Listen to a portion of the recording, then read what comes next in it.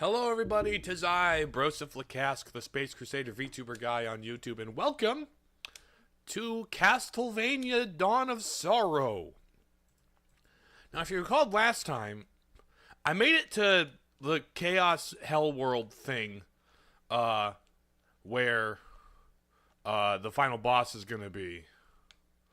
But, right now, I'm going to do some backtracking and exploring for 100% type stuff. But the first thing I'm going to do actually is there was a super jump in here that I want to get. Hello, JT. Hello, /Mark. Hello, Luke. I made it to Florida. Yes. Yes, I did. It looks about Florida-like, don't it?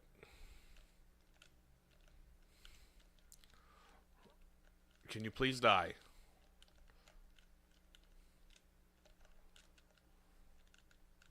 Do I still have? I do. I still have the slurp. But you know what? I'm going to walk past you. Ow, I forgot that goes through floors. Time for adventure, indeed.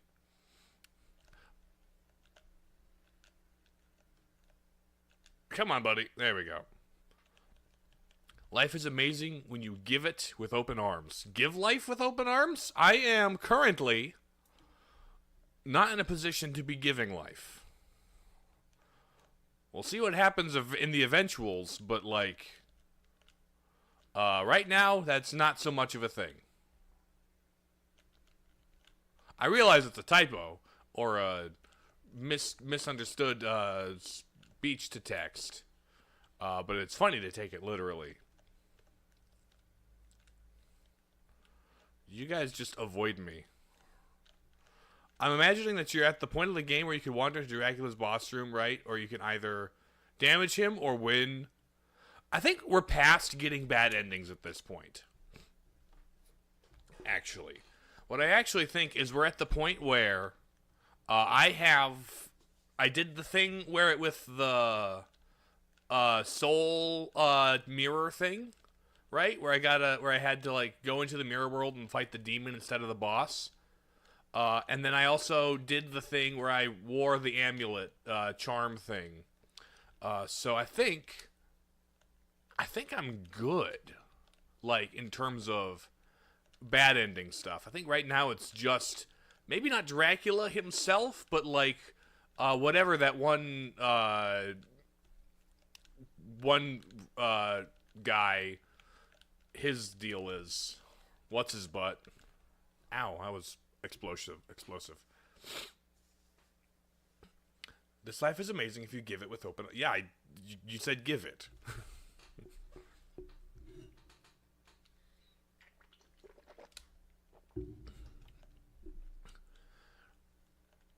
But yeah, I need... Ouch. Let me rush.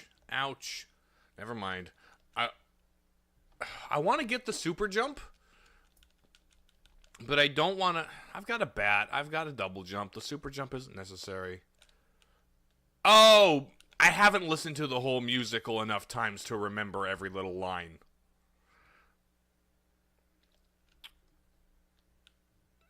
Okay.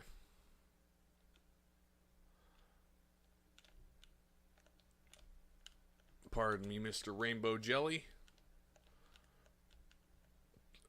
This will be a lot easier to traverse with the super jump. Okay, we're gonna go get the super jump. Then we're gonna backtrack to explore places because I want to 100% the rest of the castle. How do I get past the luck doors? I'm gonna look up how to get past the luck doors. Actually. There's going to be a lot of looking up this stream because I'm at the point where I'm like, yeah, I could experiment and stuff, but we're close to the end anyway.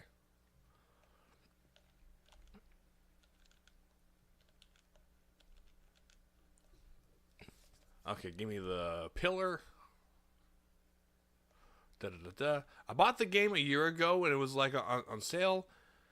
And just getting the Age of Wonders 4 is at least a few days when I'm not feeling very good, but it's not very good at it, but it's a good time. I am not familiar with that game or that series. Age of Wonders, is that like a Civ type game?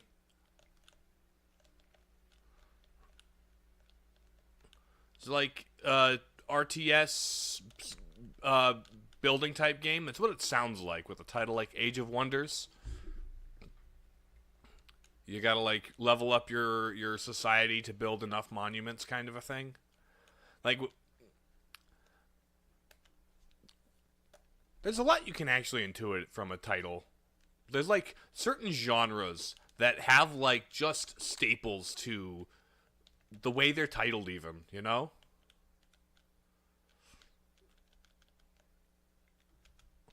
It's sort of a Civ type game, but it's grand strategy rather than combat. Like, sure.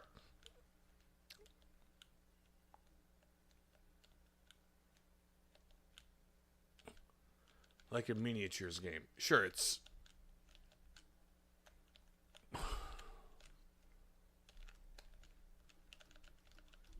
There we go. You know how Heroes of Might and Magic in the combat... I am not familiar with Heroes of Might and Magic, actually. Okay, super jump.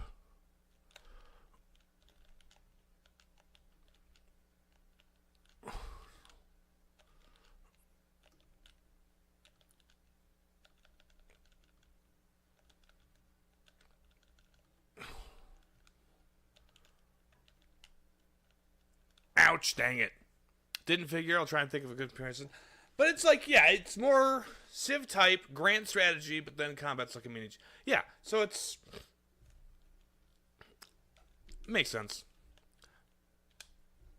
I am aware of Nintendogs. Never played one of the games in my life. Never had a DS growing up. And when I was an adult, Nintendogs was never a game that I was interested and thought I need to try out. But I'm aware of it and its, you know, influence. What'd you miss? Not very much at all, Yuval. You did not miss very much at all. I'm trying to get that super jump I picked up at the end of the last stream and then died several times. But then we're going to take a break from hell and then go explore some of the rest of the world to, like, finish up finding good stuff and such. There's like a whole corner of the map I haven't explored yet, you know. Thoughts on games like Animal Crossing and Tamagotchi Life? Not my thing, but I respect them, and I appreciate that they exist for the people that like them.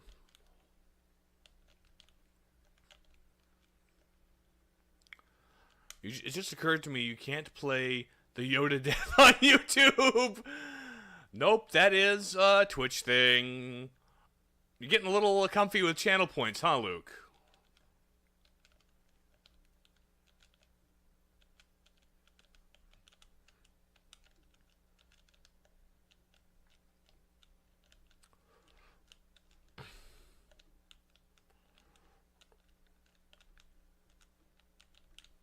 Ouch, come on. Get out of my way, you sword-wielding sucker.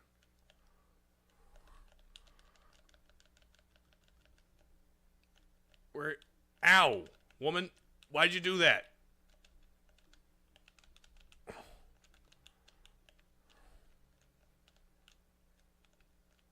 Alright, there we go. You don't think we have... You don't have game audio? Hold on. Why do you not have game audio? It says I'm getting game audio. Let's see.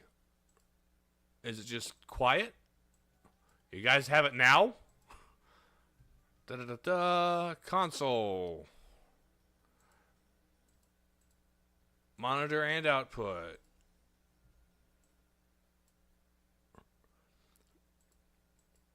Ba-ba-ba-ba. Console. Boop.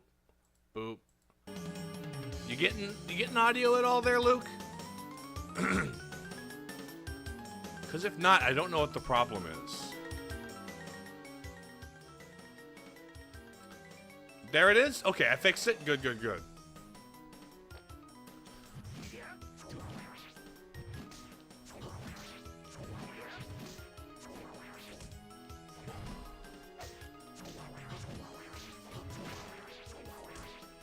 Ow!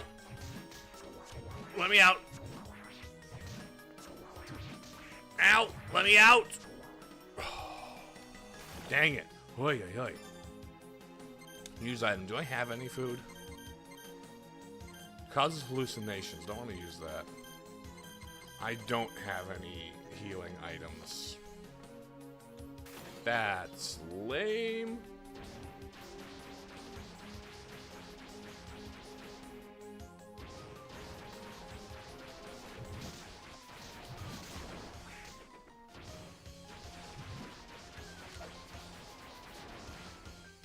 Come on.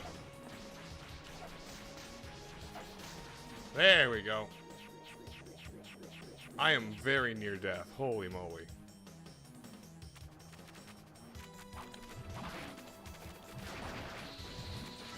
Oh, throw knives? Neat. Ah! Stupid.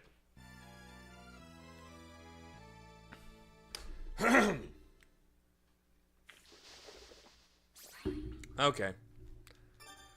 I need to... I feel like I need that super jump in order to do... Ow. That's damage I can't make up. Ouch. That's damage I can't make up.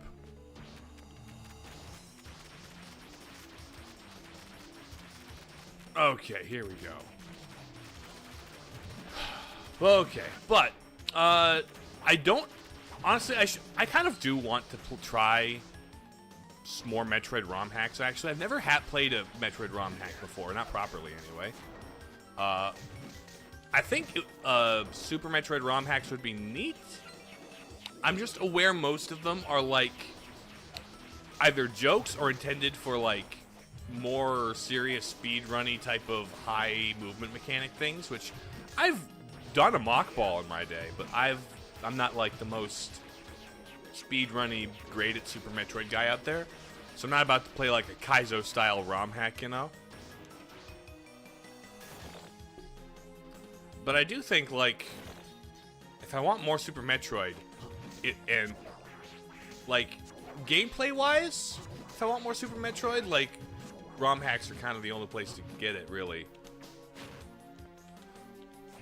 Now, gameplay isn't purely the best thing I like most about Super Metroid. It's the map design and storytelling, which I don't know how well fan remakes are gonna do that, but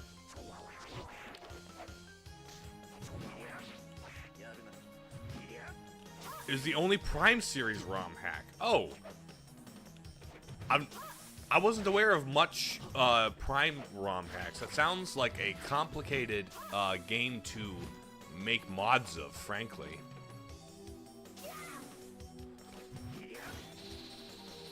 So I wasn't aware there were any.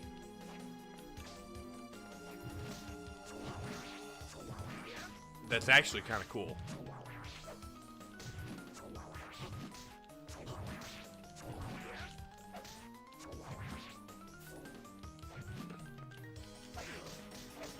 Ow, ow, ow. There we go, there we go. Okay, I've got 100 HP. Dang it. I've played some of the original first one on the Super Nintendo, and I've played Sands of Time to its completion. Haven't played the edgy sequels to Sands of Time, because, I don't know, they look like edgy sequels. Very, very, like, 2006, 2008, like, very 360 and PS3, right? Very brown. They used to have Sands of Time, good game. It is a good game. I have no idea. I've heard some good things about the sequels. I also really want to try Lost Crown. Prince of Persia Lost Crown looks really good.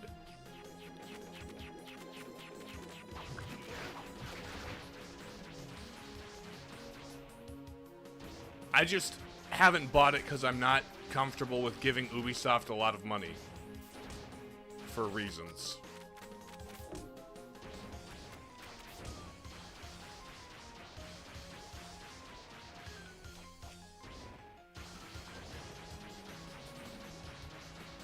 What's up with the skull vacuum thing? I got it from a demon maid, like, early in the game, and it's my favorite, ability.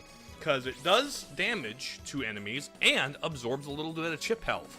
So there's slight healing. I've heard of the Croc I've heard of the Croc remake, yes. Not the most interested in it, but the original developer of that was Argonaut Software, I think, who are the people who were primarily, like, involved with early 3D stuff with Nintendo. Like, they were one of the primary developers behind Star Fox and Star Fox 64, I think. Excuse me, fellas. I would figure that there's more of a lifesteal. Would figure that there would be more lifesteal in a game like this. The other main, like, lifesteal ability that I've found is, like, the one I got from the Succubus, which is very, like, grab your neck and suck your blood out of your face vampire style. It's just also, like, do I have? Oh yeah, here it is. Boom. 50 HP out of that.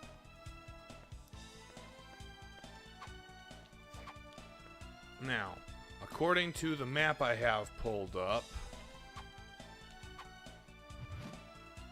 there should be a way down into...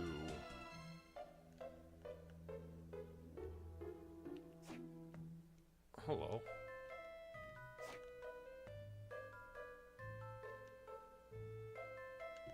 Can I go through the... You mean Julius? Yeah. Julius, he seems to come around with local Yoko a lot. Do you think? Of course he comes around. Yoko's Julius's contact. Oh, you're right. I'm letting my mind get the better of me. Man, I gotta snap out of it. Anyway, how can I help you today? You can not talk to me. Maybe buy some healing items while you're here? Yeah, that will be the plan. I will eventually. Especially as I go forward into the final battle area.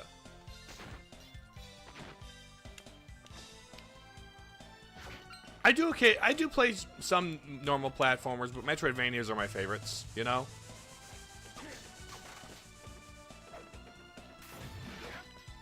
Now, there's something with the water here, isn't there?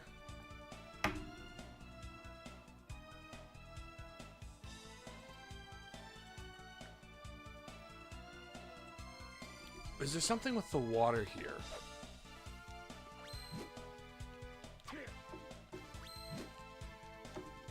Hold. There's also...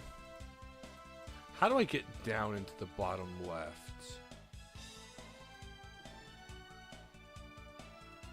Let me see this map I have pulled up.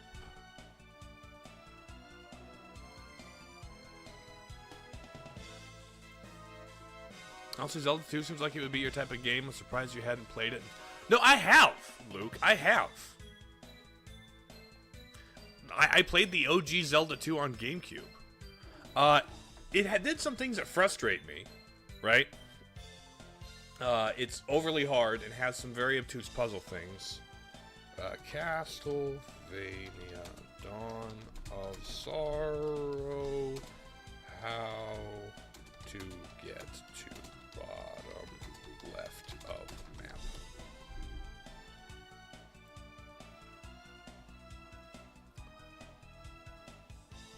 How do I get to the bottom left area on the map?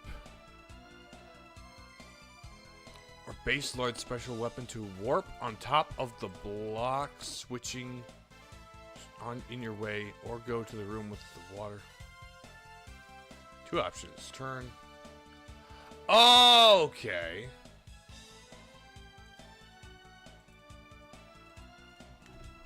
Okay. Interesting.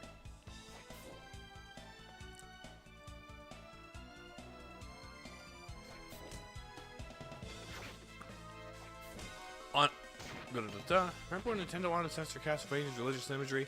Nintendo of America specifically. I believe the FDS version of, like, Castlevania 3 still had a lot of the explicit religious imagery. So, like, the original version was, I think it was just a Nintendo of America thing. Because of...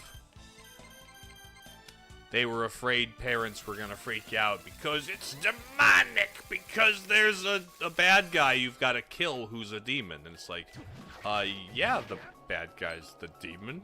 It's not like promoting it, it's just...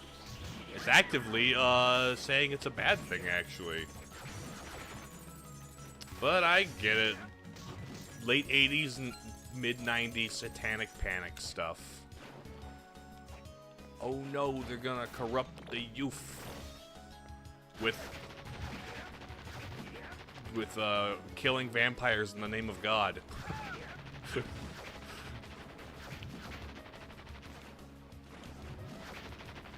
Alright. Hey buddy, remember when I grinded for you to get one spirit from you? That was fun times.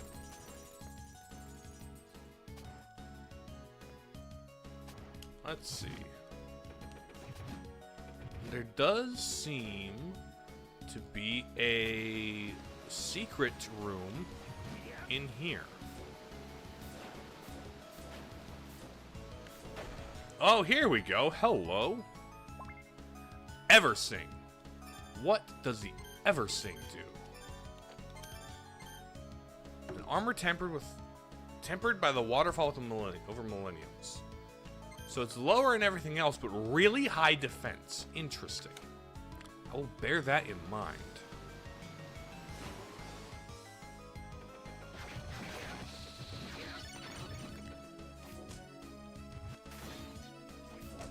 Okay. Apparently, I could have ability. I could just swim. I could have just swam across.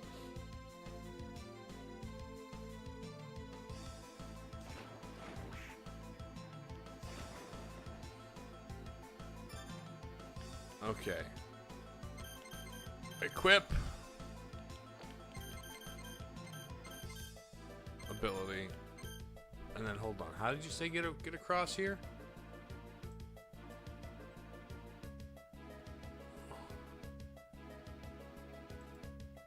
Okay.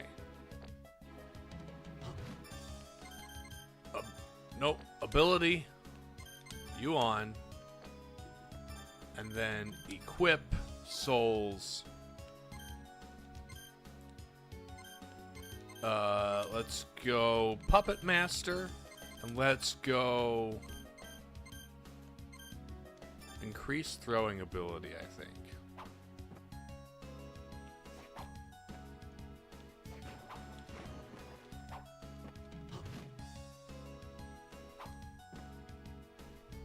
Huh.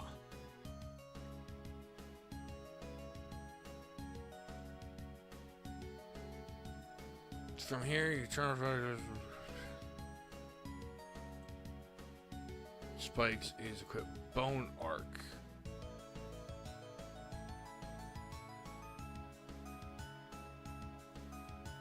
Wait a minute.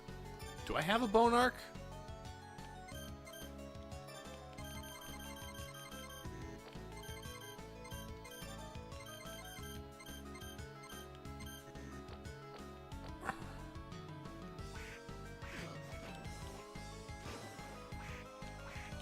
It only pushes me back one direction. I hate that.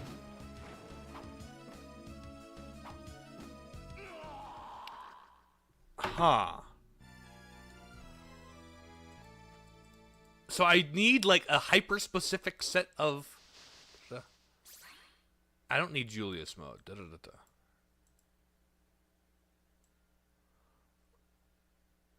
Okay. Equip... And skeleton apes souls. I need to get skeleton ape souls. Probably to like supercharge throwing. Where was I need to figure out where the skeleton ape souls were. I should probably also save so I have less backtracking to do every time. Ow! Stop poisoning me, you rainbow goof.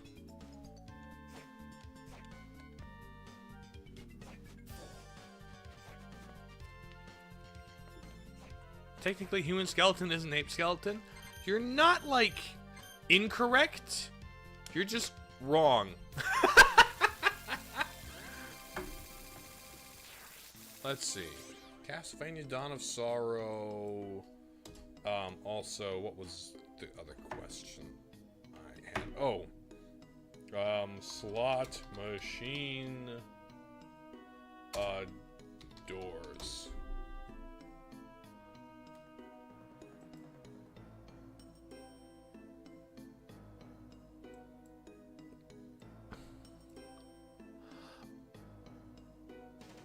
Oh! Hold on, you must have the last 3 digits of your money amount match the slot machine.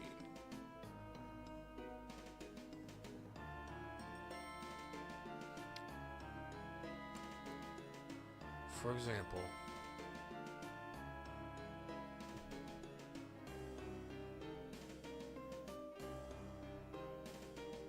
Interesting. Okay. It's not luck-based.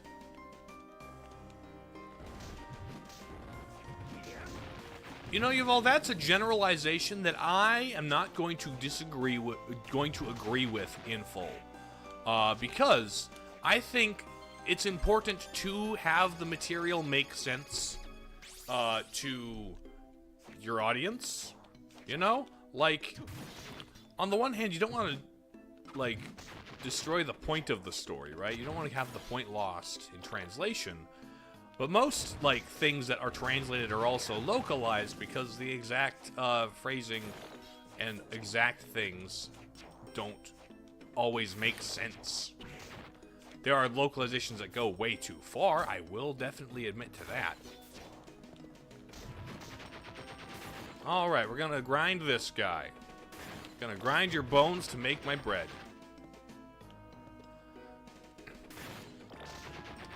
Honestly, one example of a localization that I think is good is Phoenix Wright. I think it's a lot of context, right? If it was released today, I don't think the localization we got would be the right choice. But for the time it came out and how it introduced people to a lot of things like that, Japanese culture things, I think it did a good job being under... Also, the other thing about Phoenix Wright is all the names are a pun, which puns don't translate directly across languages. So they had to be creative with the names. And what the resulted was kind of great. You got a 3-star rarity on your thing, huh? Yeah, metaphors, analogies, puns, stuff like that, though, translate well.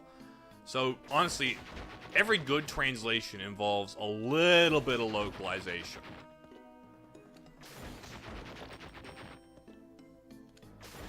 Okay, hold on. Equip. Arms. Where's... Let's max out luck stat. Anything to increase luck.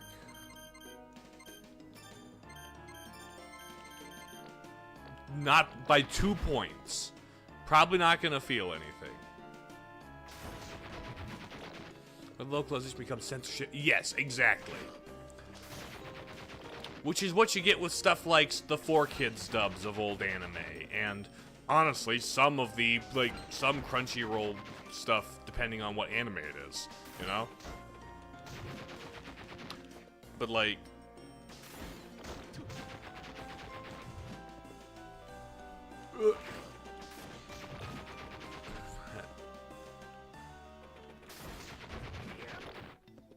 You're only asking a deluge of questions and not really engaging in conversation. You know that?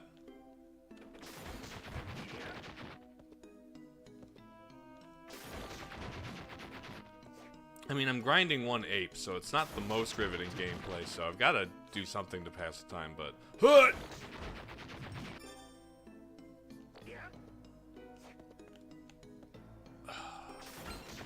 Also, the last 3 digits of the amount of money I have are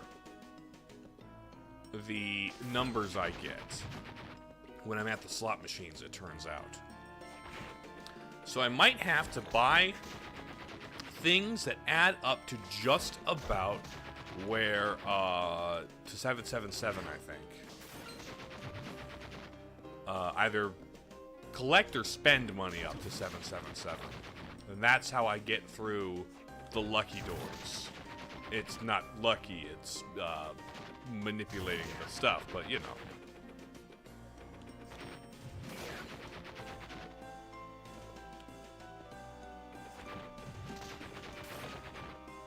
Do I have enough money to buy the soul thing, actually? I wonder if I have enough money to buy the soul thing. Let's check. How much money does it take to buy the soul thing? And then I only need to get $777. Let's try this out.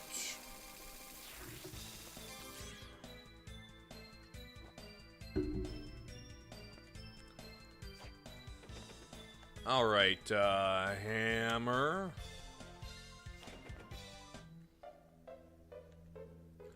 Hey, Soma. Yeah? That old guy. Yeah, I know about Julius. Shut up. I'm trying to buy stuff off of you. Let me buy.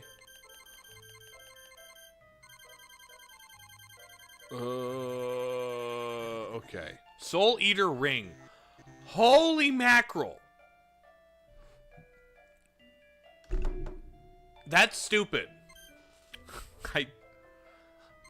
Anything that increases luck significantly. No. That is ungodly expensive. My goodness. What can I sell you?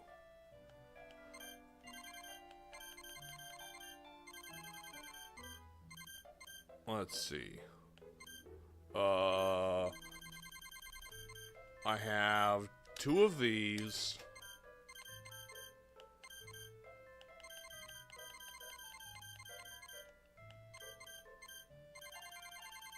Oh, hold on.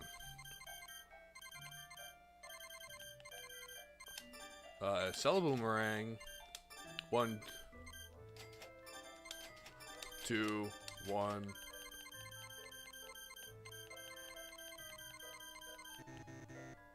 That's a lot of money, but the stuff that I actually want is the only thing that's worth money. That is an unreasonable amount of money you are asking for the ability to actually get meaningful drops. This is something I hate about RPGs, even in ones where the gameplay I actually kind of like. Because it's just... Spend the rest of the stream trying to buy the Soul Eater? It's not gonna be worth it, frankly. Let's see, my last 3 numbers. Okay, 6, 9, 6. I need an amount of money that is 746. Okay.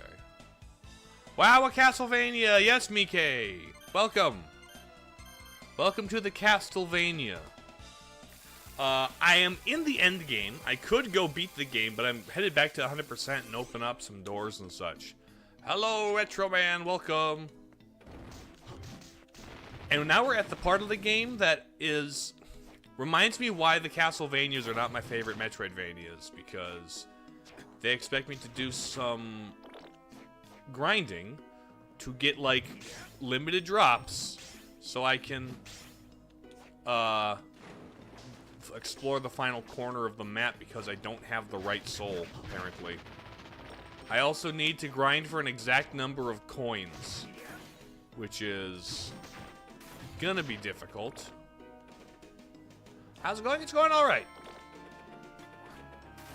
I do enjoy these games generally. It's just there's bits of how, in particular, the Castlevania games express the genre. Because look. 7? 4, 6. It is the last 3 numbers of my... Ooh, hello. It's the last 3 digits on my social security card. Or on my... I also need the ape guy. Come on. Yeah.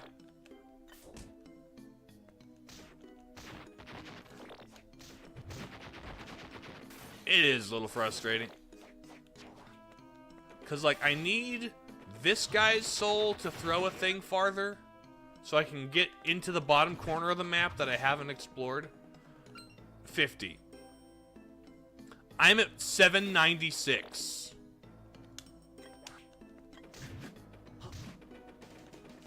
I am over what I need. I have a confession to you all you Castlevania fans out there. I don't care for Symphony of the Night. I actually think Super Castlevania 4 is better. Want to know something, Retro Man? Metroidvanias are my favorite genre of all time. They are my favorite thing. My favorite kind of thing. The blend of action, platforming, and adventure is what Broseths crave. But my favorite Castlevania game is Rondo of Blood. Like, I think so far this one could take the edge, but I do think Symphony of the Night is the best of the Igvanias, right? They're a platform labyrinth that needs to be complicated for no reason. It's not complicated for no reason. That's the whole puzzle. It's a navigational puzzle. It's where do we go? It's I have a thing, and I discover, and I explore it, and find out, right? That's what I love about them. But I understand for people who aren't disposed to enjoy picking apart that kind of a maze, it's not your thing, which is understandable. Do you have nothing cheaper? Can I not, like, drop money? $80 for this. Love the Metroid games, too. Oh, Metroid, Ori, the super good. Something Symphony of the Night has aged well. Here's the thing, my issues with it are less about the age of the game and have more to do with the way that RPG mechanics, to my sensibilities, get in the way of the action platforming adventure things. You know? I feel like having equipment and leveling up versus just the strict upgrades of a Metroid game are less satisfying to me. Just in general, you know? I think what it is, for one thing, one of the best parts of any of these games of this genre is the feeling of progress. The feeling of, like, getting something... Ooh, plant. Getting something that'll help you move forward. But when the thing that helps you move forward is a random drop from an enemy that you need to grind for, it's significantly less satisfying. Or when you blow open a wall and find a new armor, and you're like, cool, new armor, and you pick it up, and it is a strict downgrade. It is less than worthless to you. That's also just supremely deflating, you know? How much is that? Perfect! Oh, yes! Yes! Let's go! I have the perfect amount! Oh, nice! Nice! Nice! Let's go! I like the concept behind the luck door, but it needs an easier way to manipulate currency. I agree. 3 sevens. What does the 3 sevens do? Clothes that summon luck. Cool. Boost my luck. Like an item that costs 1 coin at the shop. Yeah. Or like a cause I can donate to. Now let's, without collecting or spending any more money, head to the other one. Where precisely was the other door? Where was the other luck door? There were 2 of them. Are there other Metroidvanias you'd like to play? Oh, I love Hollow Knight. Hollow Knight is super good. I love the Ori games. Guacamelee was fun. Axiom Verge 1 and 2 are both very good. Let's see. Now, wherefore... I feel like it was someplace where... Where is it marked on this map? Where's the other luck door? Donation bin thing is if it actually does nothing, people will dump thousands. Well, it shouldn't do nothing, right? Oh, is it up there?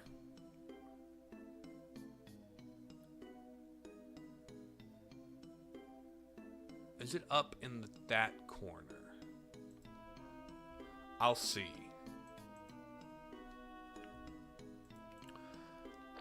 It's like it... Yeah, a donation bin of some kind should do something, because it's like, you put a little money into it over the course of the game, and it should give you, like, a really cool set of armor or something, right? Or a really cool weapon, or, like, some retro, like, throwback weapon or reference weapon, right?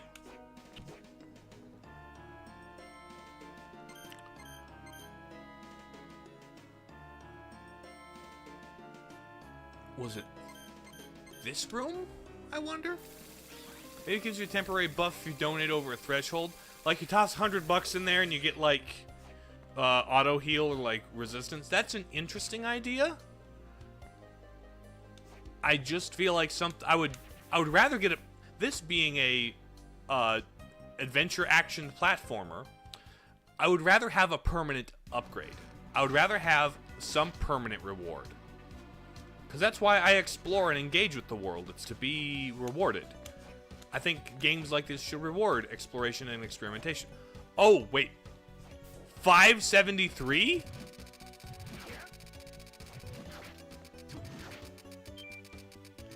You want 573?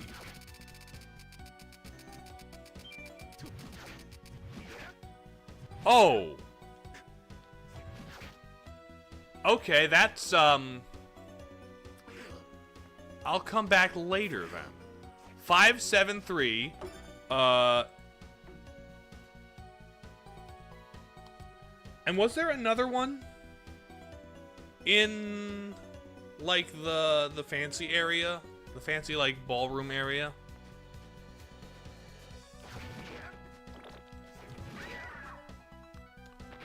But no, I think, like... I love a lot about these games, honestly. I really...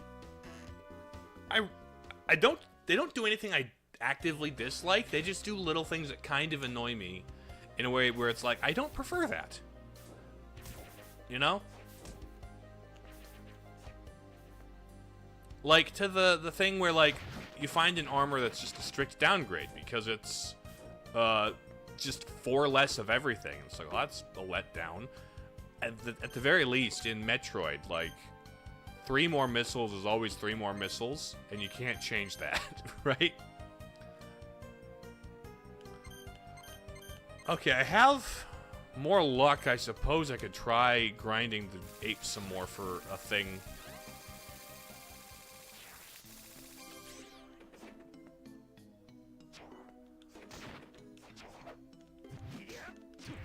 It honestly kind of doesn't matter which game it is. Level ups in general just kind of don't click with me. It's kind of a thing where the reward is a little too incremental. You know? Where, like, sure, if level 10 versus level 1 is a huge difference. But level 10 versus level 11, it's like, I don't feel it. The flashy light thing comes on, and the words come up. It says, level up! And I look at my thing, and I get +1 constitution. And I'm like, okay. +1 doesn't have any meaningful difference to me. It's not like it's D&D, where it's like an extra point on the die, which is out of, like, 20, right? No, this is, like, out of 40? My con's 44.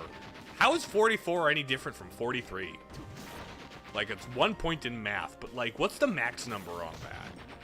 When you scale up to large numbers like the 40s, like, as you get more difficult, other things just gotta get spongier. I don't mind leveling up games as long as it's not over bloated. Yeah, the other thing, like, I don't mind the leveling up system in something like Dark Souls or Bloodborne, because then it's not just arbitrarily giving me +1 Constitution and I don't know what that means. There, it's straight up, I'm getting, I'm paying for it. It is a reward that I am choosing. And I may not be able to choose, like, how much, right? But, or I may not be able to, like, individual levels are still not, like, satisfyingly unique. Ninja suit. Equip.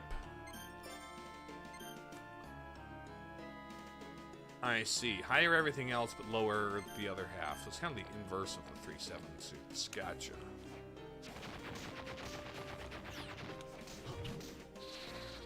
Hello, weed.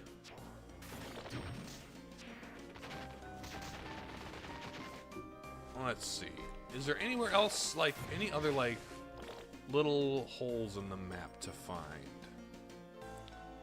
Da-da-da-da. Oh, there's apparently a door up there. Interesting. Let's check it out.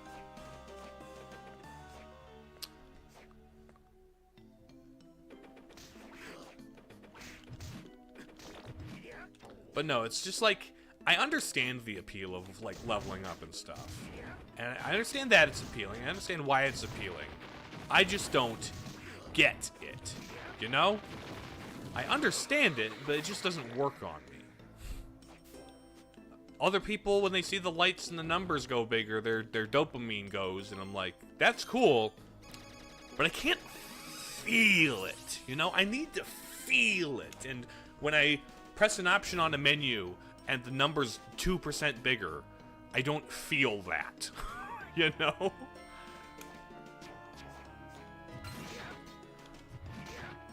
Like, if my attack becomes... Like, they show the number. Look at that number, 45! It means nothing to me. Like, it's also different for each person because their defense stats are different. And, like, if I don't know the math going on that creates a defense stat... There we go. What have we here? A rune ring. Boost the speed of MP restoration. Not bad. Alright. That's pretty neat. Let's see. Where is... So we've got the tops here. I suppose I could go to... I've been in those top rooms. I just haven't recently. Also, there's an upward from there.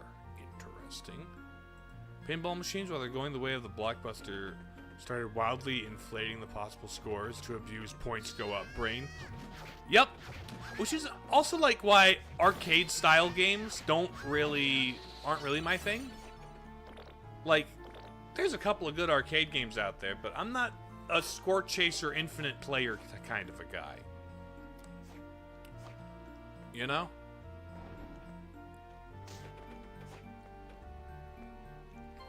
Which is probably why I also don't play much by way of online games. Because after a certain point, it's just repetitive task, get biggest numbers possible.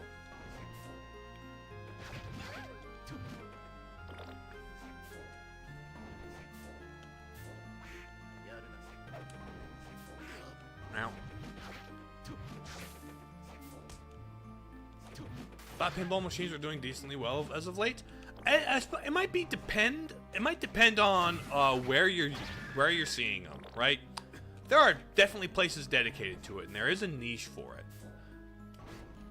You know, like there are dedicated like arcade bars and stuff. There's one in my town actually I went to. It's pretty fun. Got some good rounds of Killer Queen in.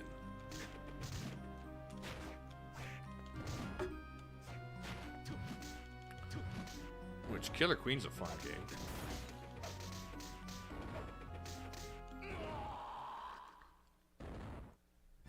That guy is a damage sponge, and that's the only way to make things hard in this kind of game.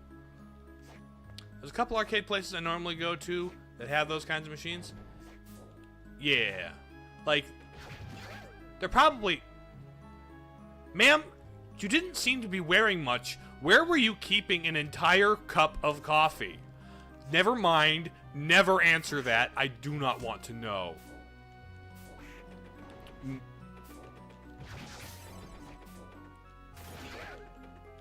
Why did the Lilith drop coffee? My goodness. I mean, girl loves her cup of joe, and I can respect that. I like me a good cup of coffee.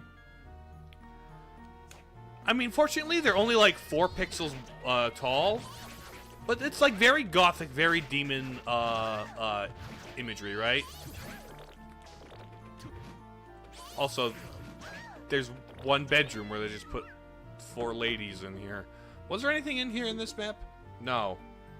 It's just little gag like, hey, here's a bedroom full of ladies out to, you know. I remove all of your blood from your body, thereby drying you out. There was another way to phrase that, then I'm like, nope, not gonna phrase it like that. Yes, they are intentionally designed to be conventionally attractive. It's a contrast to the fact that they're evil. And it's like, oh, the seductive allure of evil kind of a thing, you know?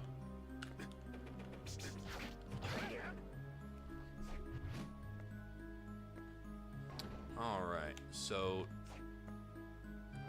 415. Oh, no, that's not... Okay, I'm at 0.38 gold. I need... 5.73. Kind of like Morgan from... Yes, very much in that vein of things. Okay.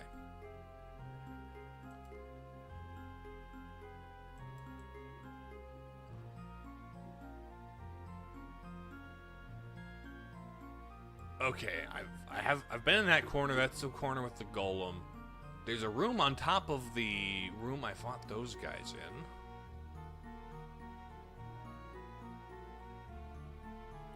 And then there's that door. I don't know what that door is. Okay, where's the nearest fast travel point? Or I could just walk there. It might be just as fast.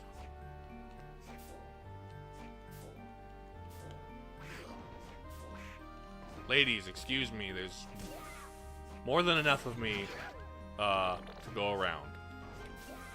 By that I mean, die by my sword, please.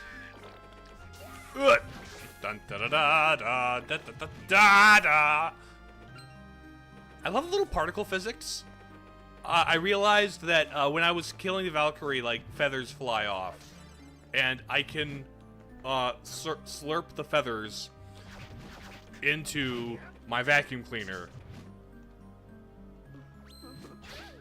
Get hit with your own attack, girly. Okay, I'm at... I am at... what? Okay, 049.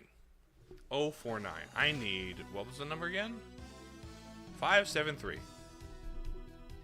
Excuse me, disguised ladies, while I run right by ya. Thank you for the 2 bits of health every time I touch you. Oh, right, then there's the Mothman. I haven't gotten the Mothman's, like, I killed the Mothman once, but I haven't gotten, like, his soul, I assume, is, like, a special thing. You're running over them like you're using a lawnmower. Kinda.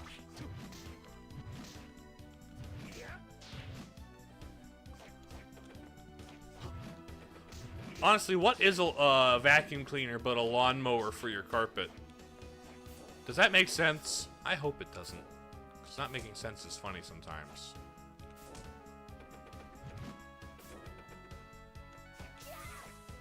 This isn't the way. Pardon me, Mr. Werewolf. I'm just gonna sneak right past you. Yeah, it kind of is. Cool. My insane rambling made sense to somebody.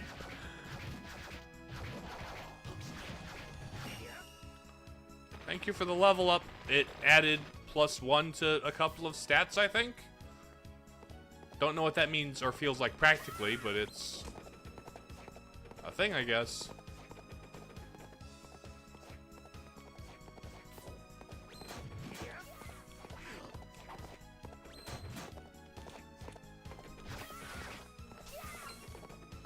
Okay, I'm at 150, which I need 573.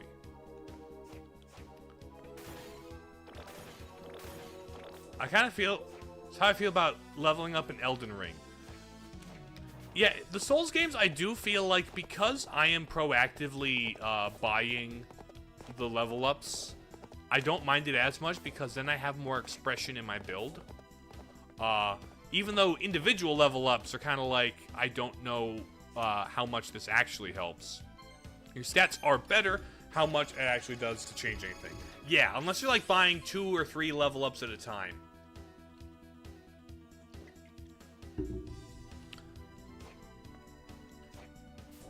But at least there I can like stack them more all at once. So I can feel the satisfaction anyway. And also, that's the other thing about those games in particular. The leveling up in those games serve the purpose of helping you express your build. In this game, Soma only levels up in one direction. He only levels up one specific way. There's really no variety to the build aside from your equipment, which really only like changes things a little. Satan's Ring.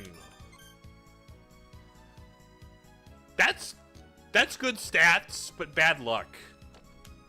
The longer you wait, the riskier it gets. Ah, fair. Alright, so that's that room I couldn't find earlier.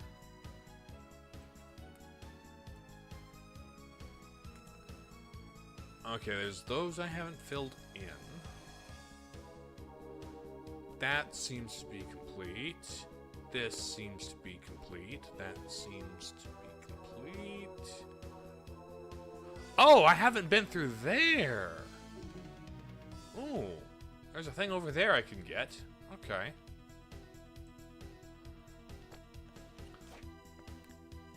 And just kind of... Should have called it the Philosopher's Stone. I wonder if there is a Philosopher's Stone somewhere in here. Wouldn't be surprised if a Castlevania game had that as an item.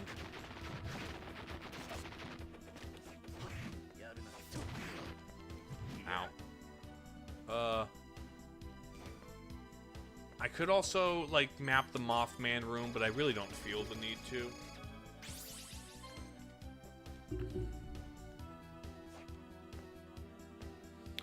Alright, I feel like I kind of don't like that this room is labeled one big room in my map here.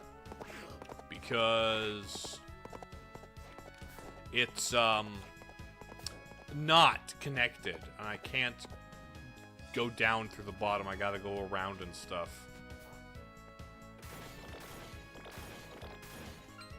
$10, I'm at 160.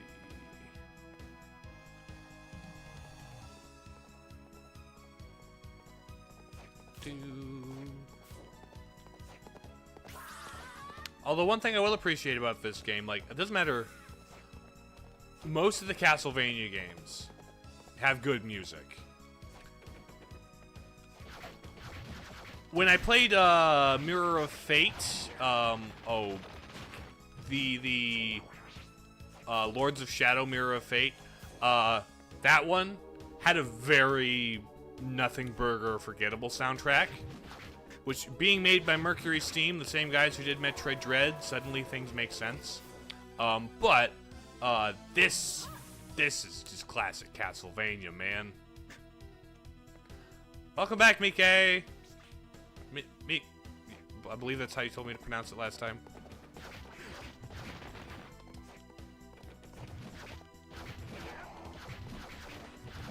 But, like, this game, good soundtrack.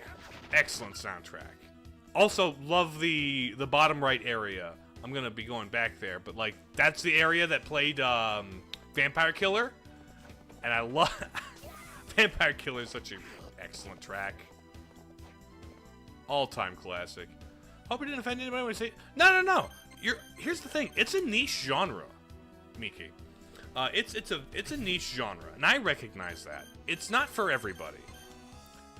And that's fine. Lord knows there are plenty of games that I just cannot get into because they're not for me, because not everything's for everybody. But the people who it's very for, you know? Like, I'm here making, you know, minor complaints about things that annoy me in RPGs in general. They're just kind of not for me, which is fine.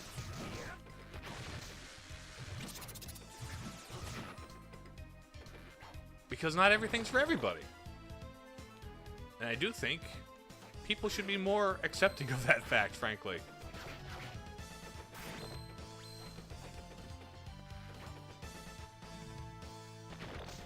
Alright, in here...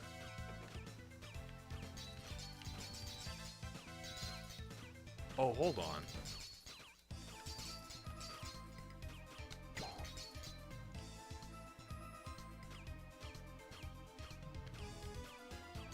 Wait a minute. I have a feeling about this.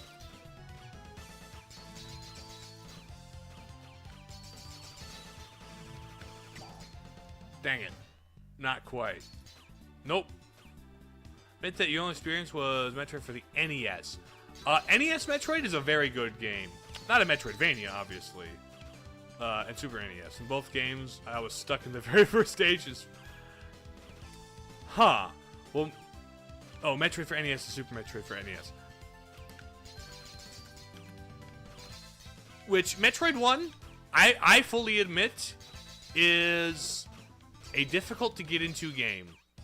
My issue is less navigational and more just how difficult it is.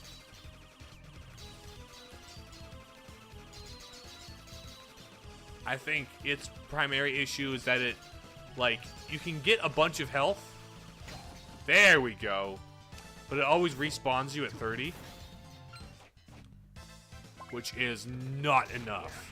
Rare ring. Heck yeah! Yeah, it says that RPGs are often meant to be mean and annoying mostly because they're bad! Like, I'm not gonna say it's outright bad. They may be designed explicitly to inconvenience me and waste my time. But that doesn't mean they're bad. E.g. Persona 2. Never played a Persona game in my life. Heard like 3, 4, and 5 are good.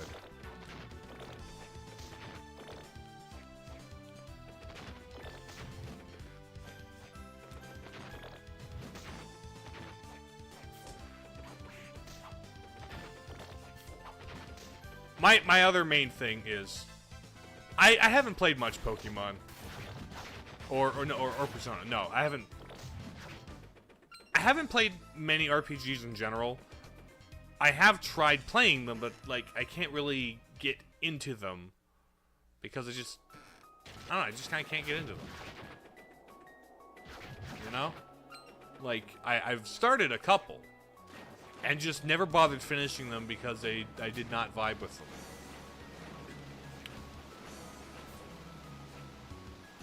The other thing is, like, people primarily seem to play them. When you're a fan of an RPG, the thing you say is, oh, you've got to play it for the story. Right? You've got to... the story gets so good. And sure... But I don't play games for the story. Especially not when the story is literally just cutscenes. If the best storytelling you can do in a video game is cutscenes, that's kind of weak, frankly. Because there's if you're trying too hard to be cinema, you're not taking advantage of the unique strengths video games have as a medium. You know?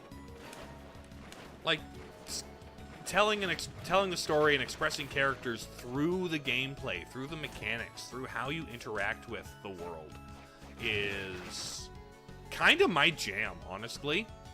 Now, there are very cutscene-heavy games that can also do that. I think, God of War does actually a pretty good job, like, using gameplay to illustrate the relationship between God of War,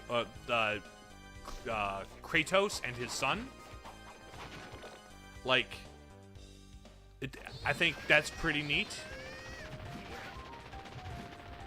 But, like, Super Metroid, godly storytelling in video games. Like, it uses the medium. Oh, wait.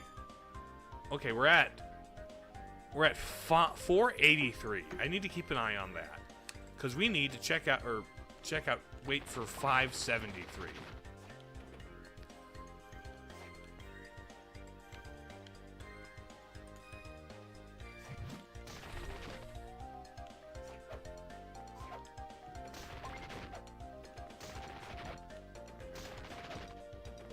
It's in here somewhere. There you are.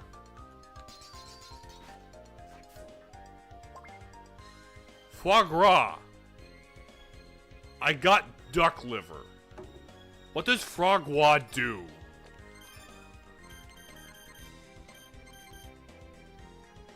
One of the world's great delicacies, duck liver paste. A healing item. A healing item. I explored back into this early area that I hadn't found before and got an singular healing item. This is my annoyance with Castlevania games. This is my annoyance with the Castlevania Metroidvanias. Like, that's... I want exploring to be worth it. That feels like a joke. Now, I do get Castlevania has a tradition of hiding wall food, right? Wall chicken and stuff. But still. I've seen how you played Advance Wars. How was it? I enjoyed that. That was very strategy focused, right? I kind of dig the strategy focused. I could probably play through a Fire Emblem. I've played through most of one. I could probably play through more, because I do like the strategy focus. I think part of it is just the amount of control I have. I have control over more variables in a strategy-focused game, where it's about moving my dudes and spending my resources and stuff. Versus, also, encounters are set in strategy games. That's another thing. The encounters are set.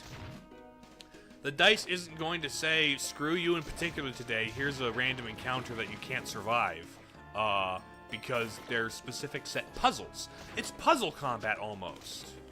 Fire Emblem's amazing, trust you? Oh, I've played through the first, like, half-ish of Fire Emblem Awakening on 3DS. I may have to go finish that one at some point, or probably start over, more likely. Well told by a non-member of the Shepherds. Gotcha.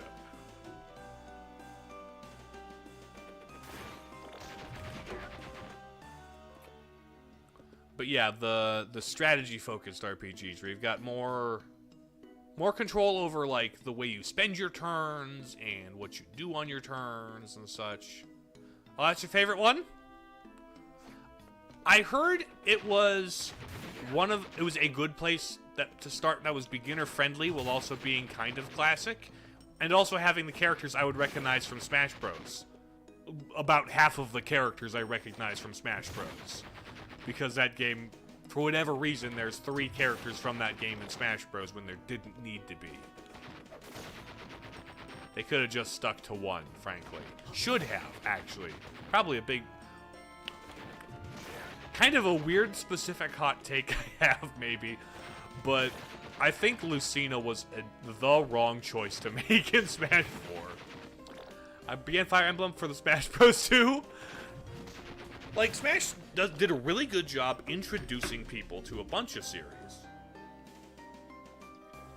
Now, I don't think it does a good job, like, it introduces characters to a bunch of series, but I don't think it does a good job reflecting them all the time. Because it turns out, to my shock and to my surprise, when I fired up a Fire Emblem game, not every character had a sword.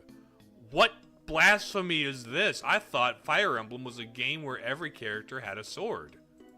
Oh my goodness. Not everybody has a sword? What has Sakurai been lying to me about? Ruined the whole plot of Awakening. It's not just spoilers for Awakening. Sakurai doesn't care about spoilers. The problem is she was the incorrect Fire Emblem Awakening lord to put in the game. Because fans of Fire Emblem Awakening, from what I understand, would have rather had Chrom. In fact, they later added Chrom in a move that felt like an apology for adding the incorrect lord. And the other thing is, if you had to add a Marth clone, there was already a Marth clone that Smash fans actually wanted, and that was Roy. And then Roy happened anyway, and suddenly Lucina felt all the more pointless. Like, why is she even here if she's just Roy, but again? I mean, yes, she's not exactly Roy, there's little differences, blah, blah, blah, but, like, she was redundant from the moment she was added. And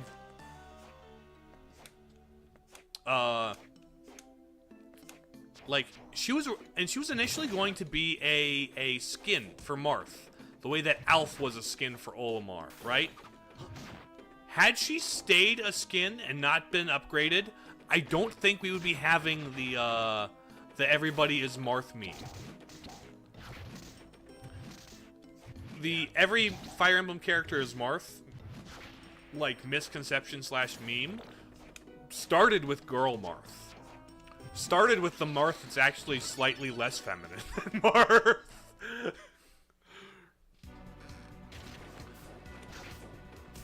I see. So we have...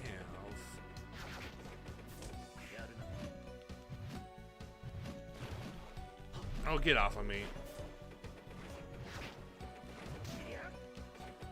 Technically a skin, but more of a clone. Well, she started out as a skin is the thing. They decided they wanted to add, like, special traits to her as a skin. And then they decided, no, that's stupid. We should just make her a different character instead of giving her special traits as a skin. So, like, her life in development of Smash Bros. Started as a skin. She ended up being a clone, but she started as a skin, as I understand it from interviews.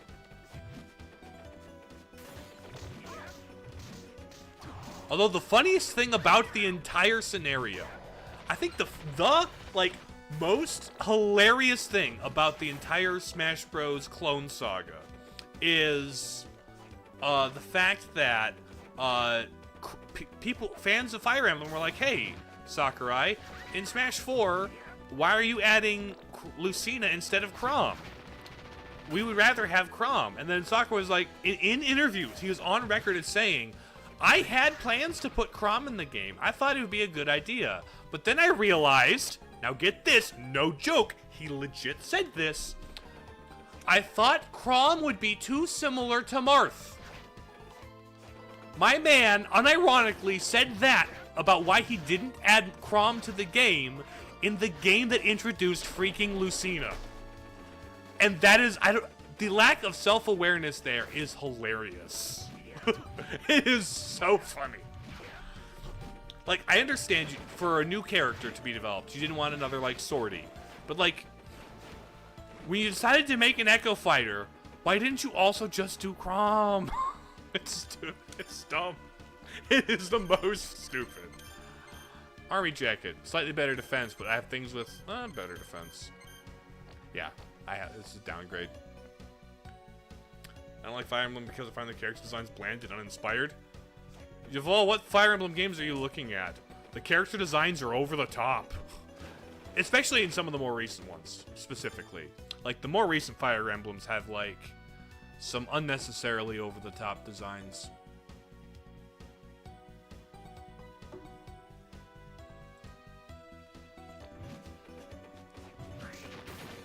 Like, in the early games, sure, there's just like, oh, it's a guy in armor, you know? But, like, as they went on, it's like, suddenly we have, like, crazy multicolored femboys in Fire Emblem, the one with the toothpaste hair lady guy people. Then it's like, that's unnecessary amounts of detail there, where it's like, you could have gotten away with not having rainbow toothpaste hair, but okay, man. You're 573 and I have 627. I need health.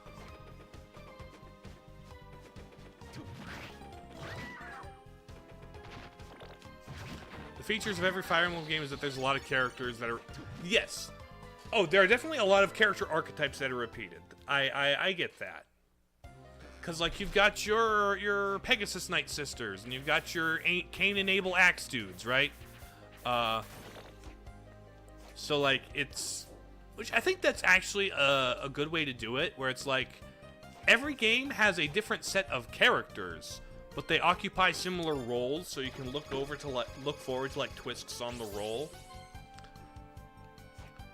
You know? I like to not spend a lifetime on a single map. Well, I think if you spend way too long on a single map, that might be your strategy that's taking forever, you know? Which is one of the reasons why I kind of prefer that kind of tactical RPG. Where it's like, if I take forever on this fight, it's my fault, not the fault of the game giving me, you know, the wrong RNG. Oh, skill issue. The number didn't roll correctly. Oh, skill issue. Should have been better at playing the game so you don't get absolutely violated by the RNG. That's your fault. You know? I do not vibe with that. Grinding apes. Grinding ape bones.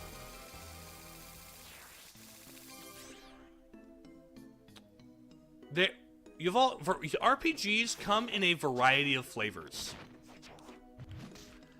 Now, when you say RPGs, there's like a variety of things you could understand.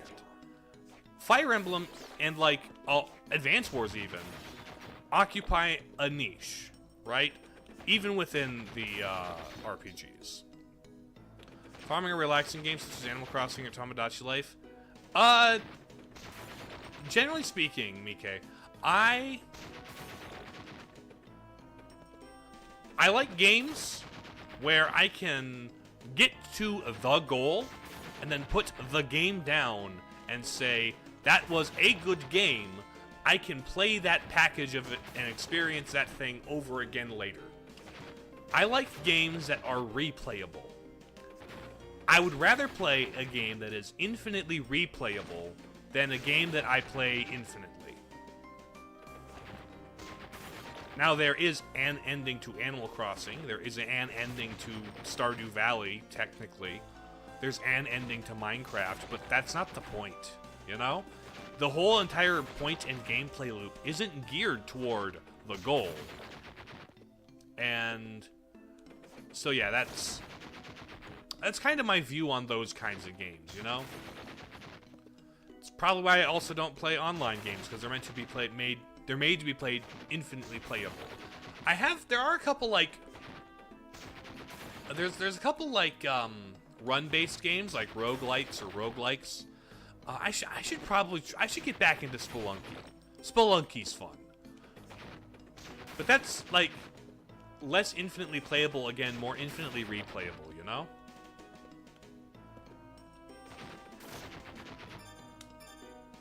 Is there a luck sword? Nope.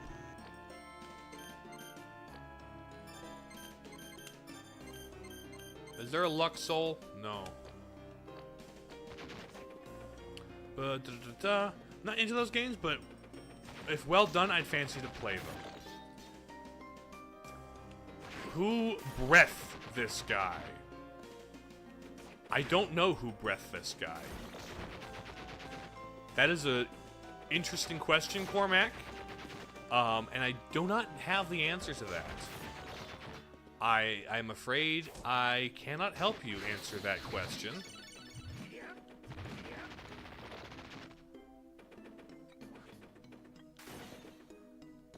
Well then, who did breath this guy?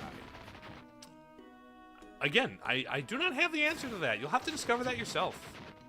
It's trying so hard to be an RPG, it also has stupid stuff. Yep. And it's just to... What were the other options the little thing gave me? Throw the puppet...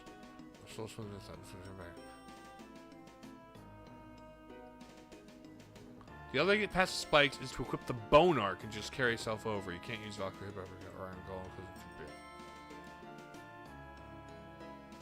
How much easier to get is the...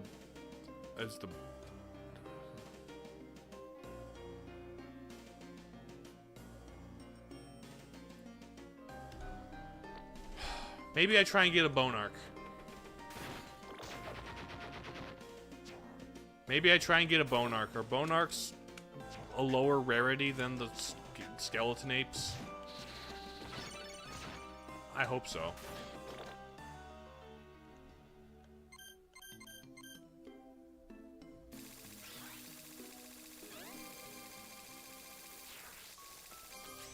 Where would be the best place to get a Bone Arc? Is it this room?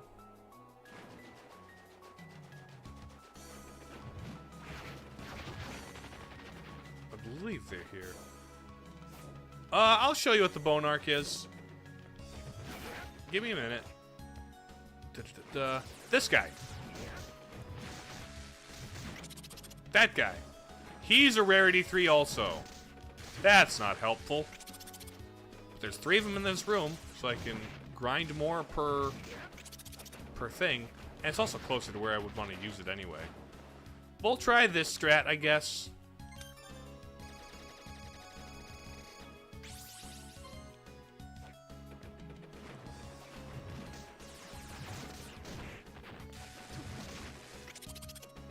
Come on, give me your soul.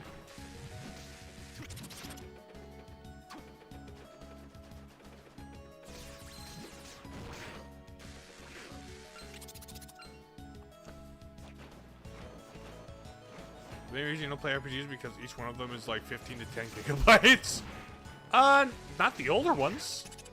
You can play the first Final Fantasy. It's not that many things. It's not that much space. I got to level up. That didn't help.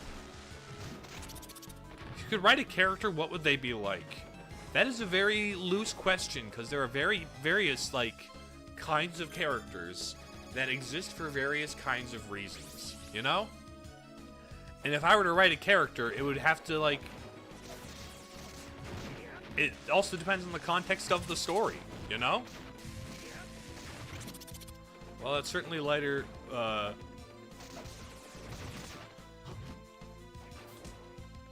than some other games, yeah. 7 is like 2 gigabytes and spread across 3 discs. I mean, yeah. Because disk space back in the day used to be a lot lower.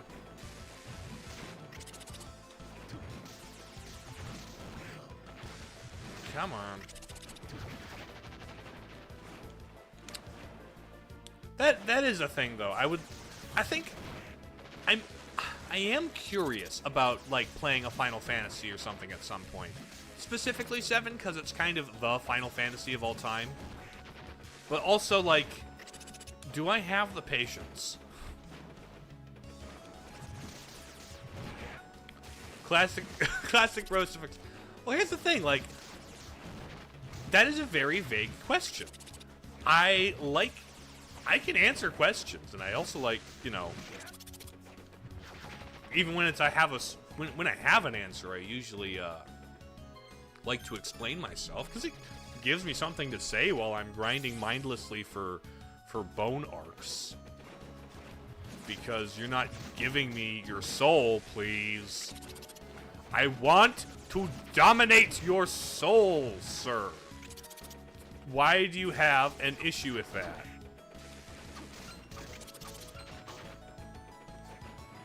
Need a lot of patience. And honestly, from what I can see, Bone Arc, Skeleton Device. Okay, here we go. Let me through. Hold on. We're in business now. We are in business now. Let me excuse me.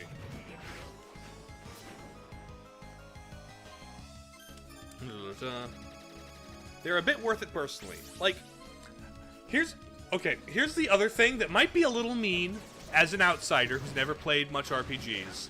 But like, when somebody tells me that, oh, this 400-hour story is so worth it, or this show that's 500 episodes long is so worth it, at a certain point, I'm like, are you familiar with the sunk cost fallacy? Where, like, the more time you invest in something, the more you're just willing to forgive its problems and, like, accept that it's it's gonna be worth it. Like gambling. Like gamblers who constantly lose, but if I put a little more money in, maybe I'll win. Kind of a thing. That's kind of how I feel. Like, is there any amount to which the sunk cost fallacy is at play when people are like, oh, it gets good 90 hours in? My brother in Christ, you have just admitted your game has shit pacing.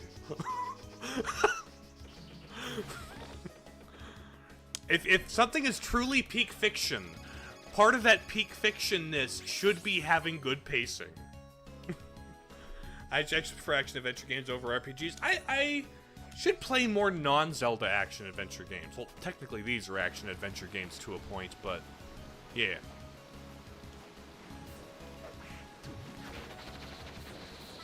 But I should play more non-Zelda action-adventures. Adventure is one of your favorite genres? I do like... The thing I like about adventure games is the sense of exploration, the discovery, right? That's like what makes or breaks an adventure game to me.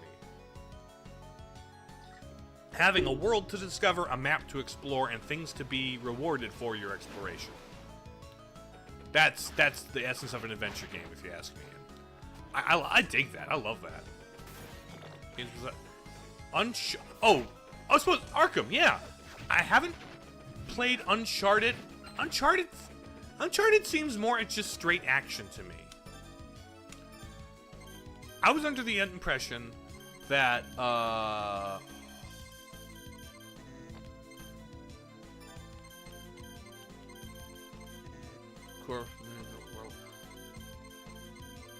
where are you at, Bone Arc?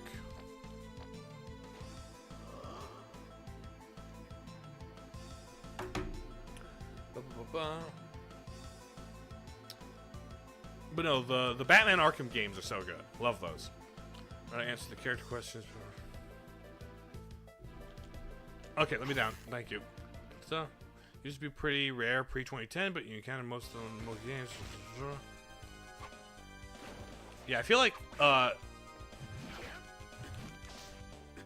homunculus. Hold on. Equip. Let me get my Persephone back.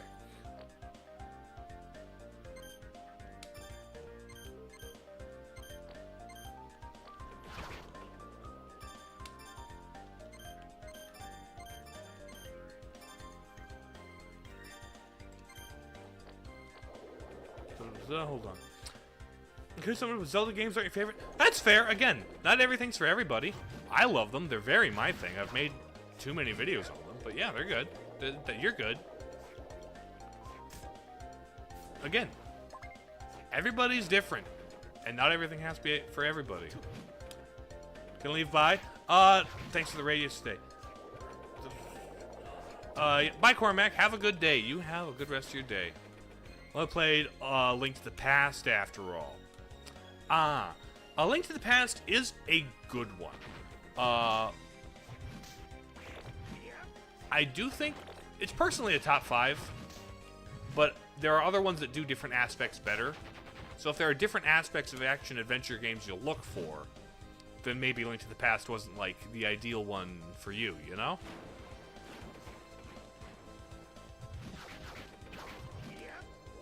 We've got homunculuses strapped to tubes. Super potion. Da-da-da.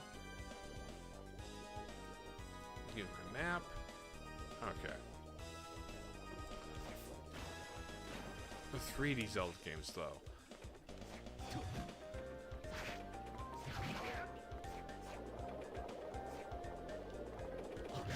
Well, I mean, like, structurally, Bloody Stud. Hello, hold on. Uh-huh.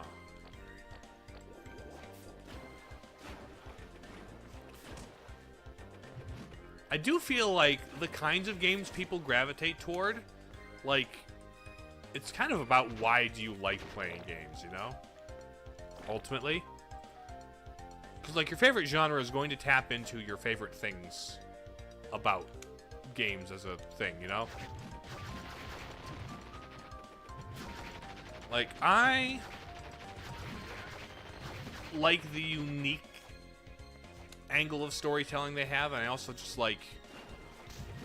Also, I think part of it's, like, what you're exposed to and what you played as a kid is probably also, like, part of what shapes what your favorite genres and games end up being. Both Link to the Past and the OG Zelda, and both are pretty fun. The OG was kind of cryptic, to be honest. Yeah, but weirdly, I think with a few quality of life, like, things built into an emulator, Zelda... I need a 666. Okay, that's lame. I have 710. That was actually your favorite game. That's what got you into action-adventure. Ocarina of Time. Okay, so here, bottom left, we need 666. We got two different, well, yeah, Retro Man. This is like the Dracula cult,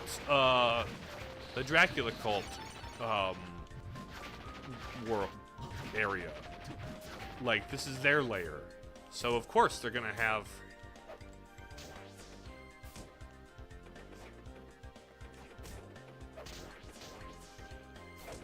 Interesting.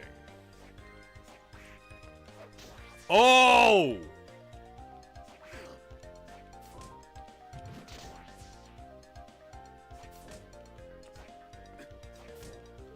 Interesting.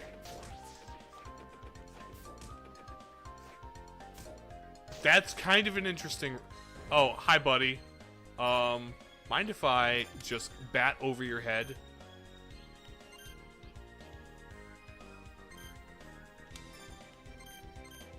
Bat Company. Bat Company. I can't deny. Bat Company. To the day I die. You know, I'm just gonna leave. It is most genres are actually very loosely defined, and so it kind of makes it frustrating to talk to people about, like, genre things, especially when you can't agree on, like, the basic definitions. We had a whole conversation on stream once about why I think, like, Metroid Prime is not a shooter, and I will fight you if you say it is. Let me out. Genre definitions do lead... Which kind of, like, unless we can agree what a definition means... A neck warmer. Hold on, what does the neck warmer do? A cold weaving garment made of a synthetic material. Okay. Whatever. Button. Explode.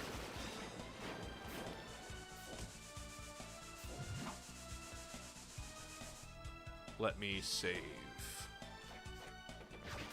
The way I see it, the way I would define a genre is, what is the thing you're engaging with all about?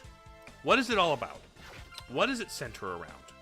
Now, there can be mixes of genres, right? Where you can mix two or more genres together. But each individual genre has something that they add.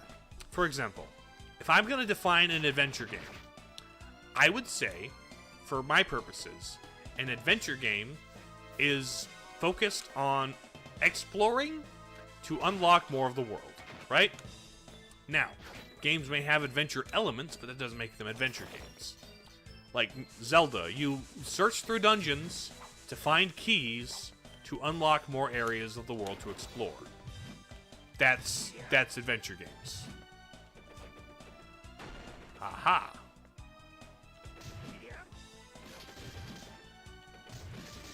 Great axe armor. What's so great about you, buddy? Nothing, you died. Hello? Caviar! I got caviar. Neat.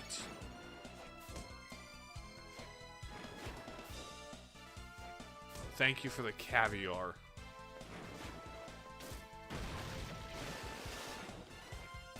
Whereas, like, if you got an action game, right?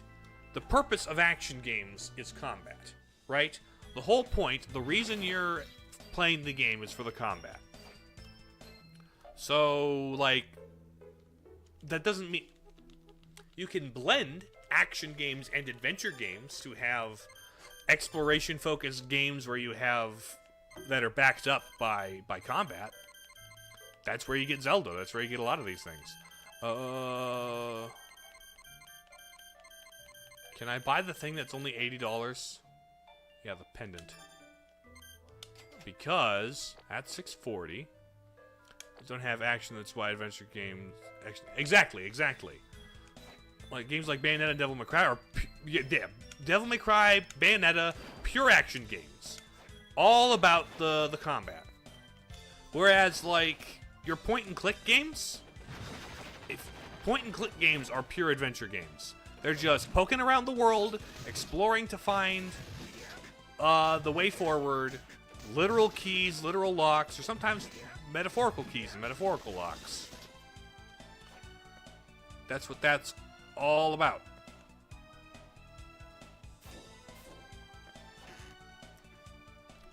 But like, give an action game a gun, make the game, instead of like all about punching or kicking, suddenly it's all about shooting. And if it's a pure action game that's all about shooting, that's a shooter. No, Metroid Prime is not primarily a shooter.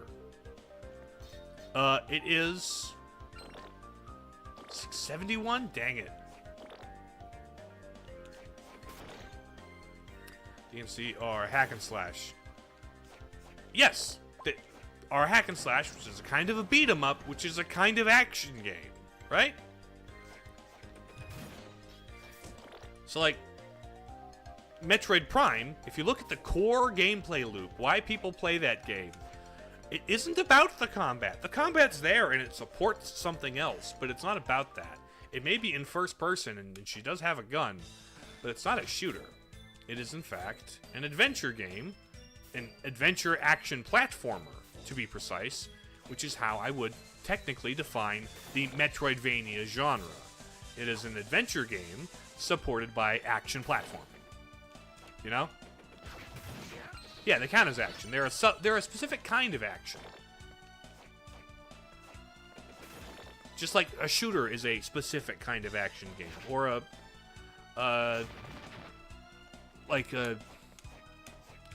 whether it's a hack and slash or a shmup or a other beat 'em up, it's like, yeah, it's kind of like taxonomy, right? It's kind of like I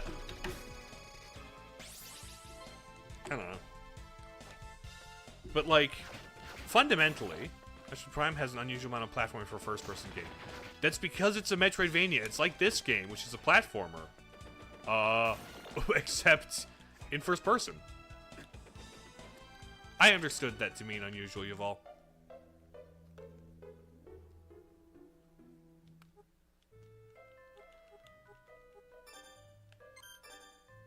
Hold on.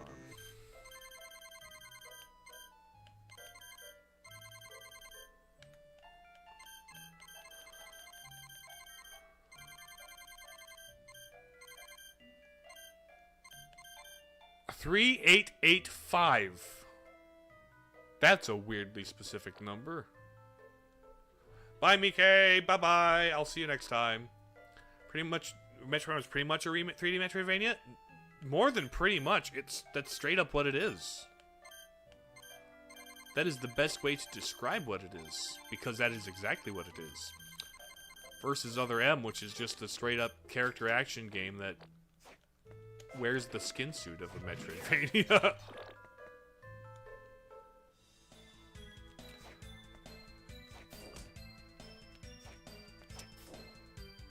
But the thing is, like, this is just how I look at things and how I define things, right? And getting people to agree on the base level before you debate them is a little difficult to do.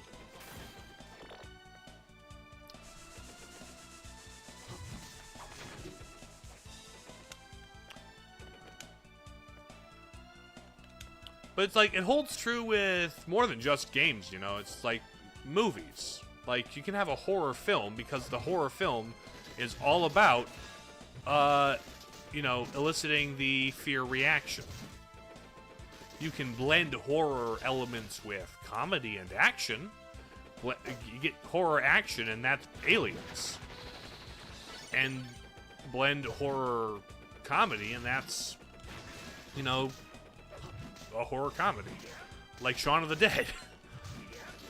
Or you, okay, 661. I need $5 more.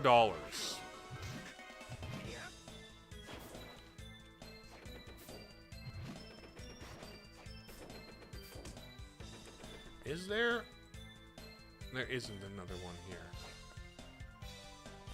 I need $5 more to get into the secret stash here. Pardon me, fella.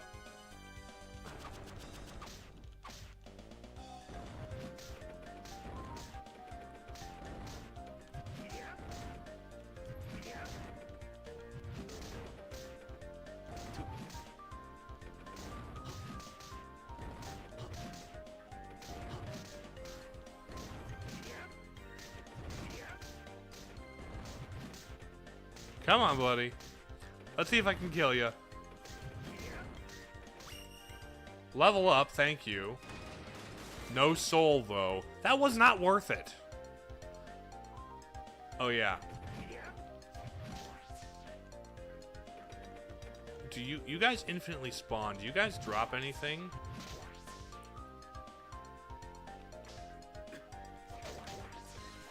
Or are you just here to show me the floor?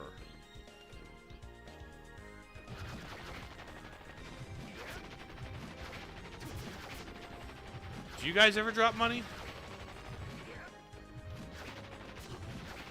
I got 9 of your souls.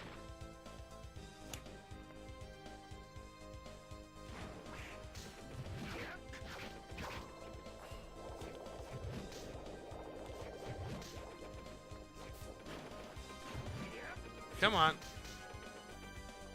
I need $5 more.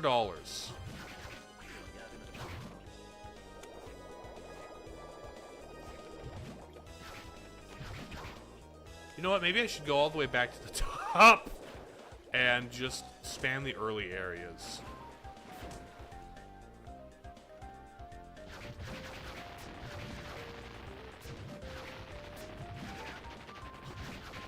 You guys don't drop money. Y'all are lame. Y'all are broke.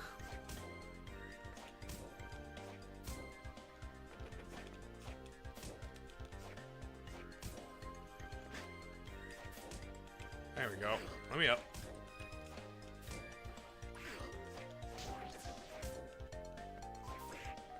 Oh, come here.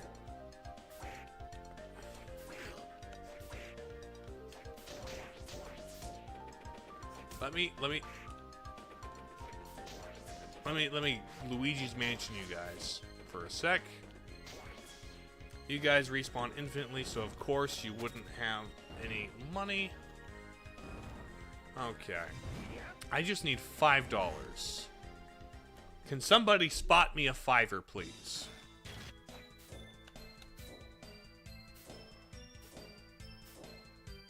The first area should have some things that I can break that will give me small amounts of money.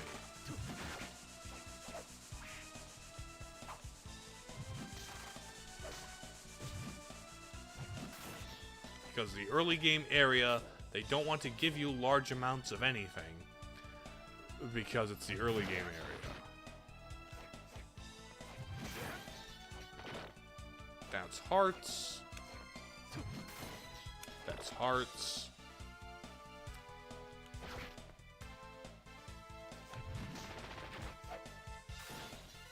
Hearts. A lot of hearts. Nope, no coins. That's a silver coin. I don't want that. I want the blue coins. The blue coins are my ones.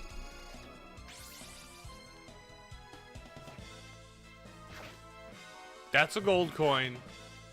That's a copper coin. That's a blue coin. There we go.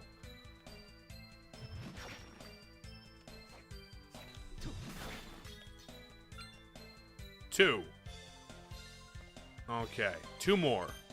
Two more points. Two more dollars. And then I can go through the devil door.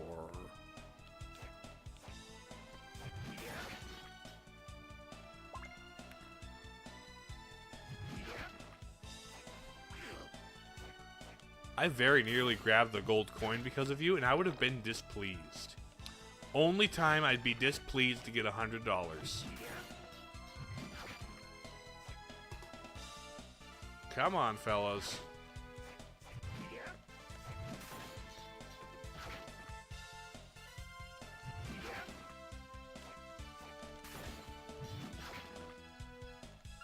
Okay. One more dollar. One more dollar and we can open up the 666 store. Let's go! $1! Nope. Nope. Nope.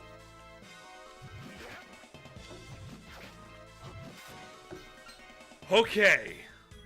Oh no, I'm at 665. I need a 6. Hold on. I forgot. I forgot. For whatever reason, I had it dead set on 5. But no. Boom. Nope. Nope. There we go. There's the money. That's the money. Okay. Here we go. Through the beast number door. And then I can use this method to farm for the next number I need.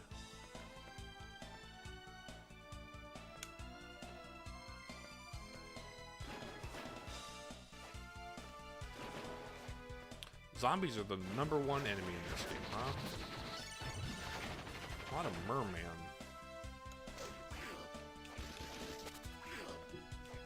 No. No! No, no.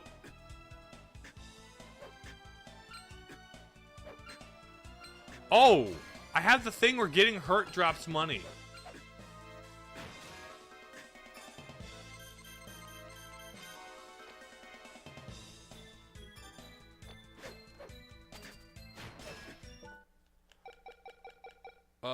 End game. Reset. Yes. Which ability was it that makes me drop money when I get hit? Increase int.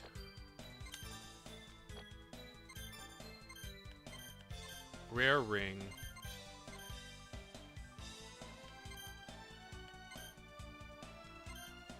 Oh, mimic.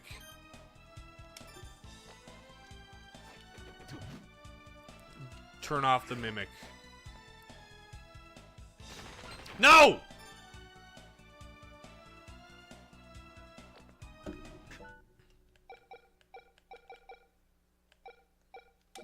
Reset. We gotta reset. We gotta reset.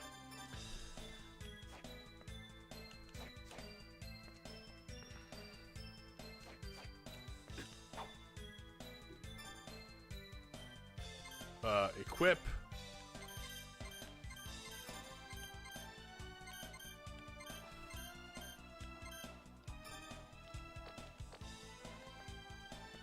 Okay. Do not get any more money because I have the perfect amount.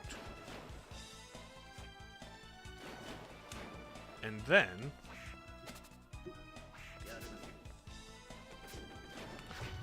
die, you three.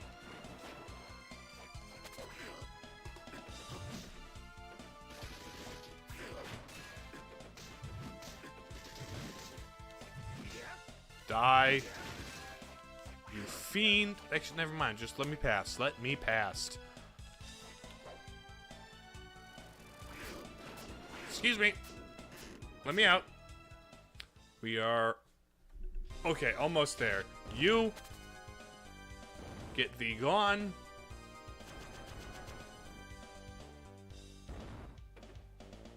We get out of here.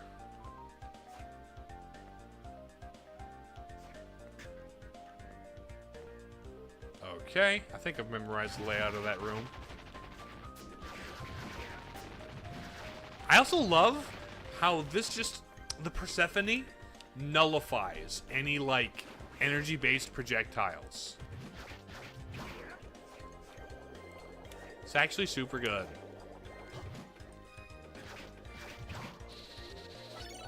Summon a homunculus. Oh, I can just summon a homunculus. Alchemy, let's go. 6. Come on. 1, 2, 3. Let's go! Secret door. Gold ring. Makes monsters drop more money. Let's see, what's the other number I need? 573. So right now, I need... if I can get to 73 and then sell 100 and buy $100 worth of stuff. If I can get to 73 and then buy $100 worth of stuff, and then make my way to the door.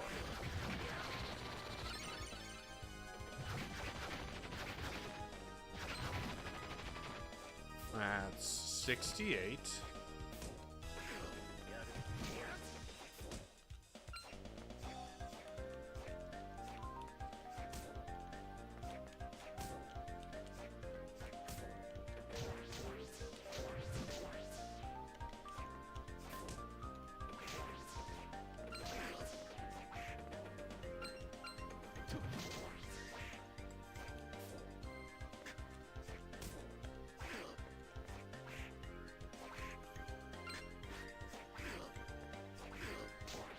Okay, hold on.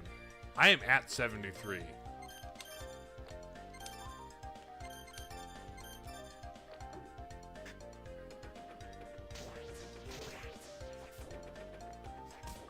So if I can just buy something worth 100, I should. Oh. Because, yeah, it says 573. Perfect. And that'll get me through the final of those doors.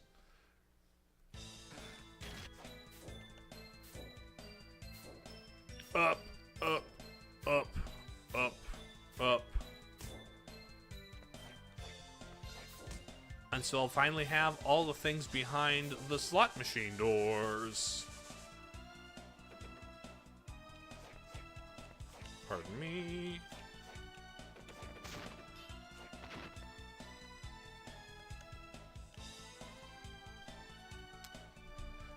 Do do do do.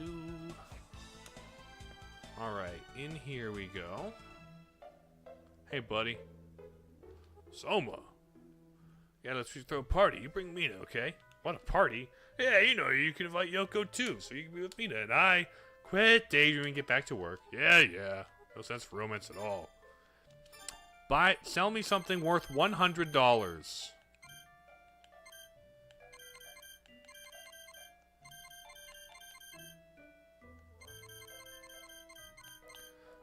Uncurse, I guess. And that is 573. So now, if I fast travel to the room with the thing,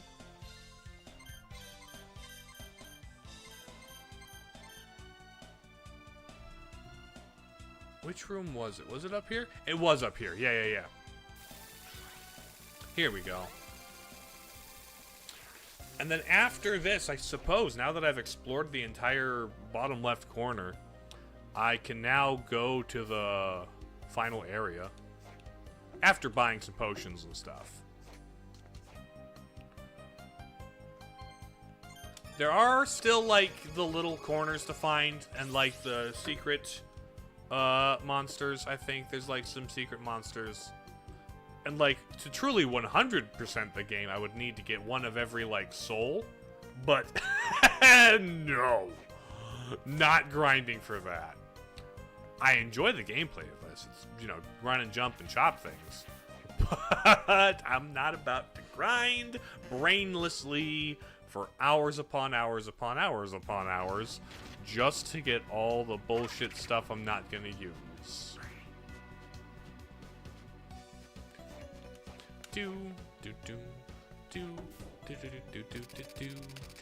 573.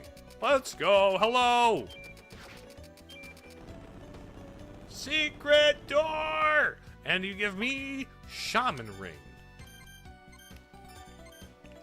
Game. Oh, XP boost. Love that. I love an XP boost. Like, why was that hidden behind something like that? I really think... Doesn't matter what game it is. XP boosts, so like I can level up faster and actually feel the rewards of my leveling up are the best. You can fight a palm tree. It's called Fighters Mega Mix for Saturn. Fighting games can get funky and ridiculous, can't they? Oh, you know what?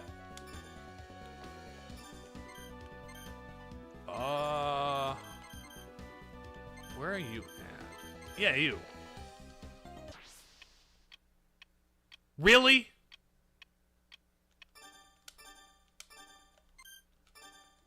That's lame. That is idiotic, actually. Why give me the ability to stop time and then never give me a room that benefits from it except for like the one time where it's a hyper-specific door? That should just be a strict upgrade. That's dumb. Unbelievably dumb.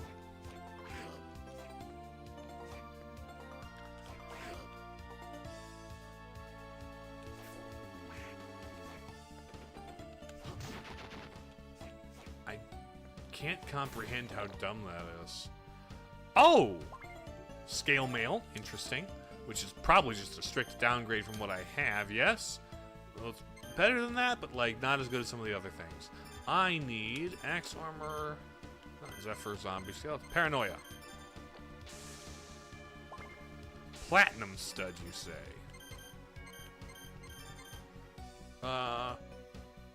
Okay. Interesting. Looking at the map, I've gotten all the rooms here. I only haven't gone to the Mothman room recently, and that's the Iron Golem room. I think I've more or less completed the whole map. Yeah, I've done the whole map except for a couple little corners. So, I guess now let's head to the endgame area.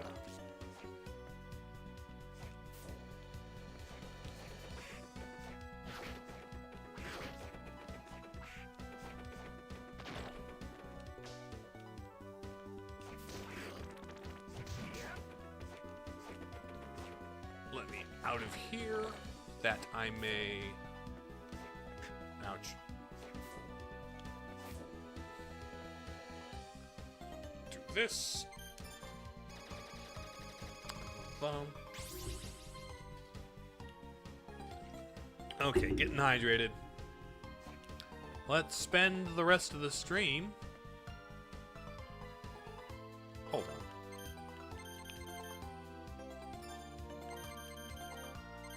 Oh, hold on. Alucard? Oh. Adrian, your middle name is Fahrenheit? Why? Is it because your dad they think you're hot? I didn't realize your middle name was Fahrenheit. Oh, Dracula. Not shown. Dracula, Vlad Tepes. The Cult, Chronomage. Oh, Vampire Killer. Huh. Okay.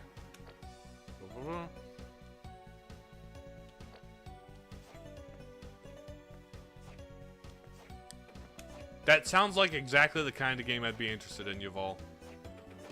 I like, emergent, like, environmental storytelling. I like Metroidvanias. That sounds pretty good. Alright. Now. Into... Yeah, aside from just a couple little nooks. Ow. My goodness. You sting hard. Everything just does dummy damage in this part of the game. I feel like... Item. Who's forth? Regret, not Stefanosh. Okay. Up to the sky. Is it a man? Let us call this airborne being flying humanoid. Could we ever retrieve contact with this thing?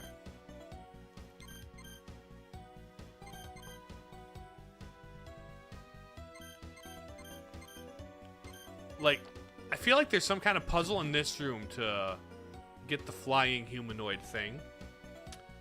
Because I know there's a puzzle to get Mothman, which I intuited instead of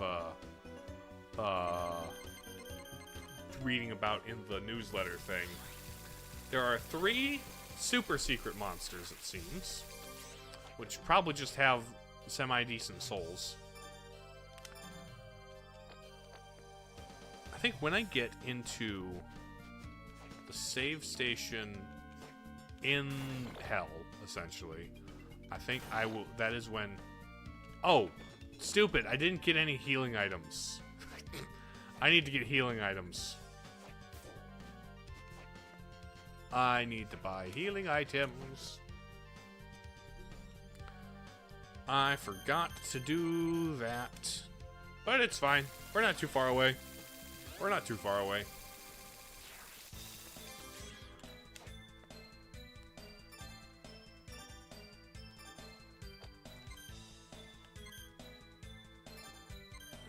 Is anything an upgrade from Orlok's suit? The War Fatigues are better attack and strength.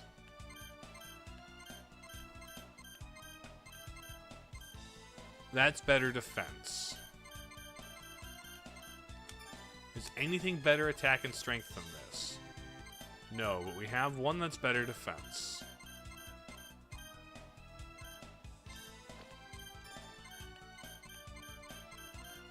Everything else is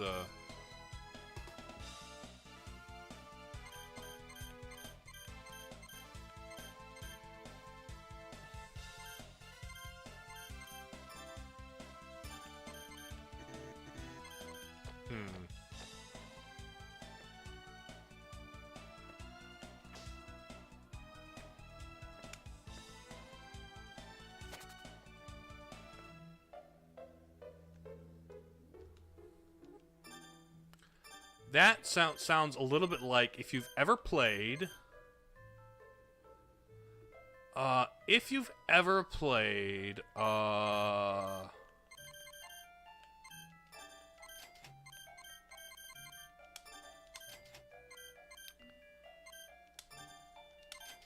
what is it? Sundered. There's a game called Sundered, where, like, it's very eldritch. It is a roguelike Metroidvania, which I do not think is a good combination. I think the way it comes together in that game does no favors for either half of the formula. But it's like an Eldritch thing where you can lose. You can either choose to sacrifice your humanity to enhance your demon powers, or forego your demon upgrades and replace them with a different upgrade. The demon upgrades are more overpowered and more fun for traversal, so that's the ending I got. But and I don't feel inclined to go back just because it just didn't work for me, really. I do think it's interesting, the idea of, sacrificing one set of abilities for a more difficult set of abilities, but it's another one of those things where it's it's roguelite, so there's a lot of, RPG elements, like leveling up. So, at a certain point, the enemies just kind of became damage sponges, and when your enemies are just spongy, that's not good difficulty design or balance. Alright, now, from here, let me set up my build. Is there something here with higher attack?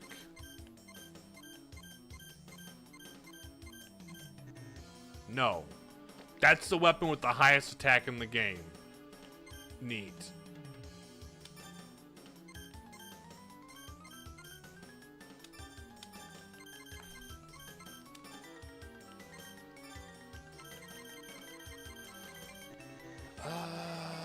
Boom.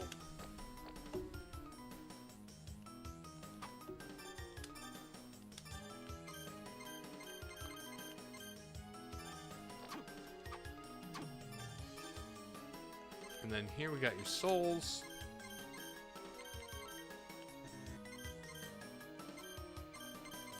Obtain more hearts. I think obtaining more hearts.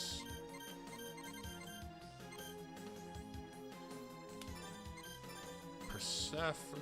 Yeah, we want Persephone. I don't think I need Bat Company.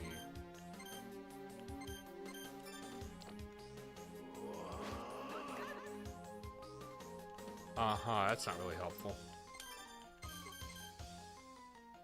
Pure werewolf dashes, bone arc.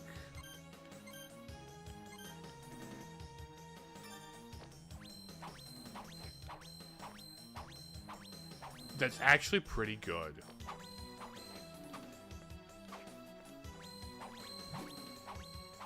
We'll go with this.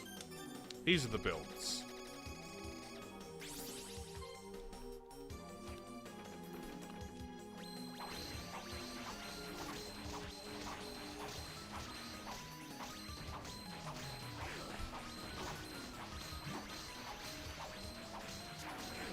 Actually, I think this should be paired instead of this with the succubus, and this will have that.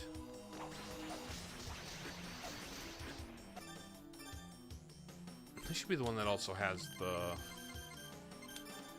great sword, I think. Whereas the other one should have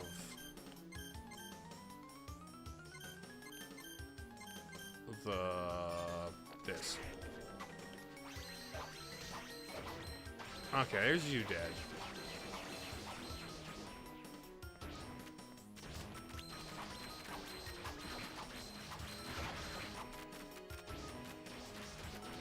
It's got potential if you can execute on it, yeah.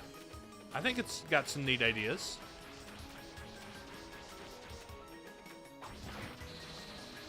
Throw knives. Thank you, Ripper.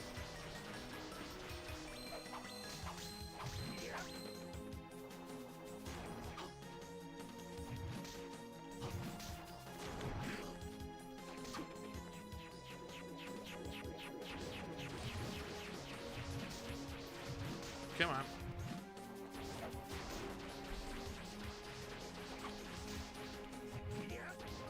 Come on.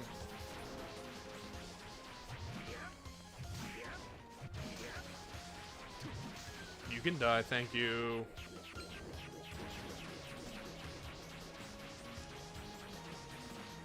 hopefully this place has some...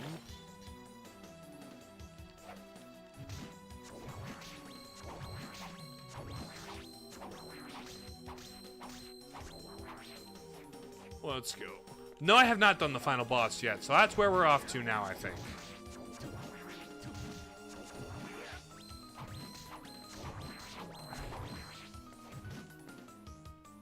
Hey, buddy.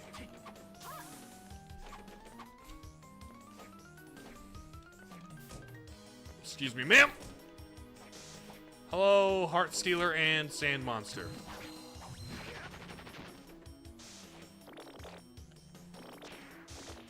Ooh, thank you. Sand creature, are you weak to vacuum? You go down pretty quickly to it. Weak to it? That's a little strong wording, I suppose, but... Enter Sandman, exit Sandman. Oh, Mud Demon, never mind. It's not sand, it's mud. My mistake. Alright, here's the next corner. It's been almost an... Mario Kart 8 was Mortal Kombat 8! But it's... You thought MK8 was Mortal Kombat 8? My goodness. Hello, WP, welcome. How you doing, aside from that unfortunate misunderstanding?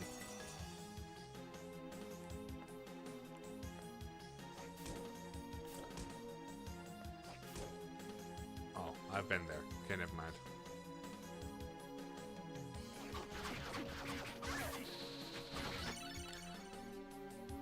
Ooh.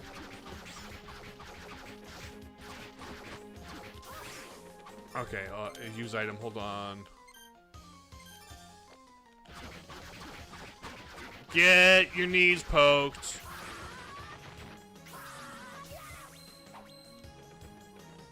Da-da-da-da. You sound high. I see.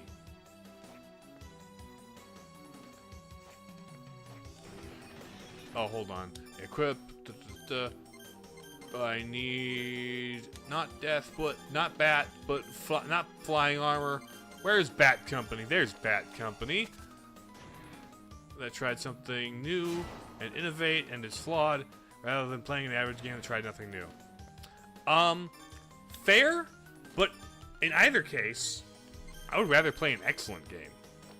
You know?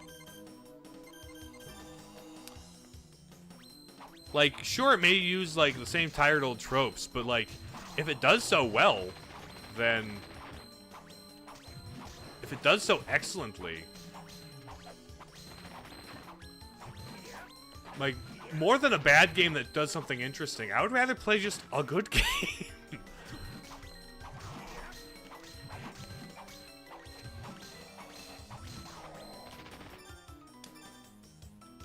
I would rather experience something that is bad for interesting reasons, sure. This game looks scrumptious, those who know. Unfortunately, WP, I cannot modify the color of the blood in this game. I kind of wish I could. That would be very funny.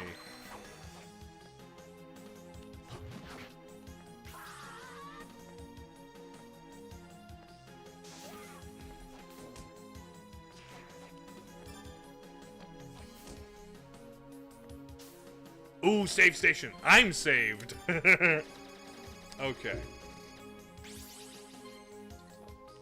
Good, good, good. Enris.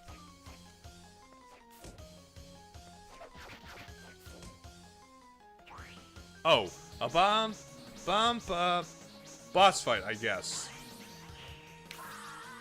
Hello, mid-boss. Hello, fella. What is... Abaddon, huh? Abaddon. I think I've seen you in other Castlevania games. Not the bees!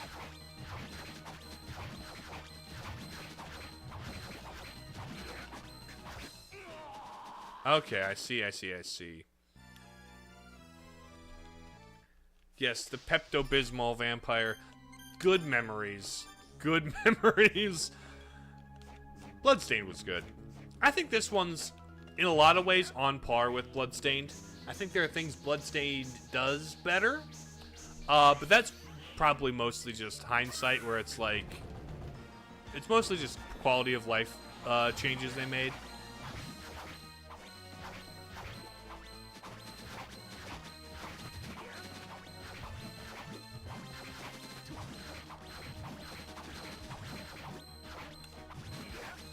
Okay, the way you swipe your cane tells me where your bugs are going.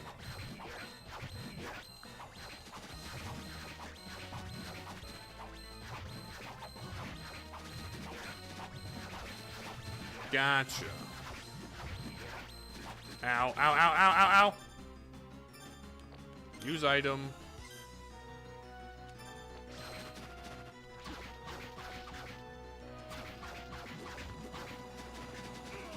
Ooh. Okay, Persephone might kill here. Hold on. Abaddon? I don't know. It might be. I'm not... I would need to look that up to know for sure. But I wouldn't put it past Castlevania to make a biblical reference because, you know.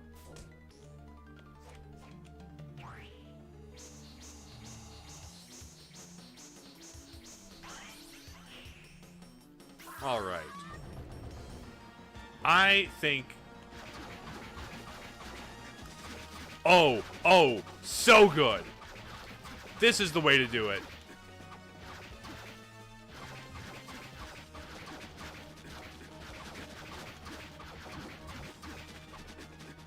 Ow, ow, ow,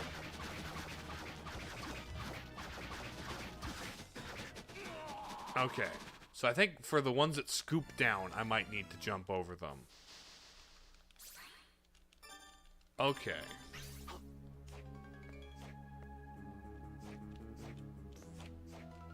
Da-da-da-da. Stab him, McStab, stab. Yeah, I gotta poke him in the knees. So, big circle, zigzag, and then straight up. Excuse me, ma'am.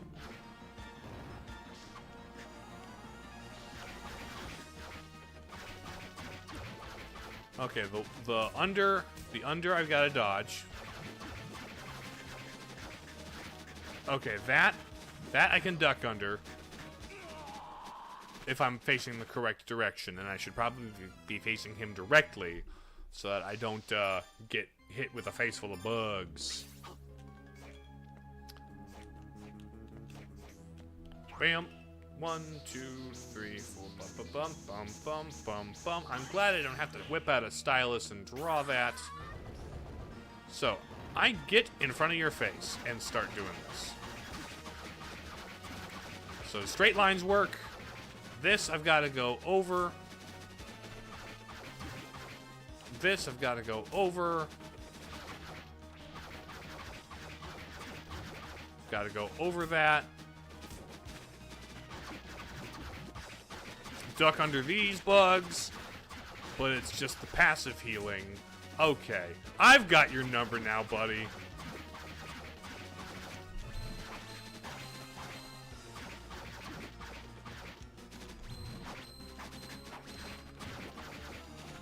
Here we go. Here, I'm locked in.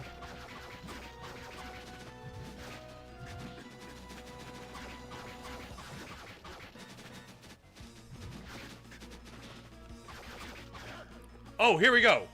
Bam, bam, bam, bam, bam, bam, bam, bam, bam, bam, bam. Let's go! Purveyor of Plague, get your locust butt out of here, buddy. Let's go. Summon a cloud of locusts. Sure. I'm full of bees! Let's go! Okay, let's save here. Okay, once I figured out that boss, it was pretty easy. Especially, like, the skull vacuum cleaner cleans up so good. It is so good. The map is kind of a pentagon. More of like a 6-pointed star is what I see them going for here.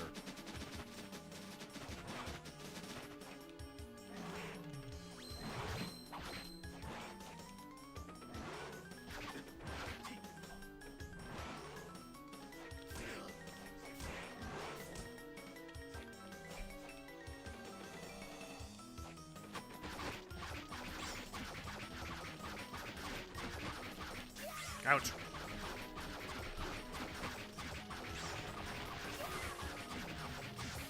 Excuse me, ladies. Pardon me while I walk right past you. Oh, let me sneak right past you there. Don't mind me. Okay, I've got...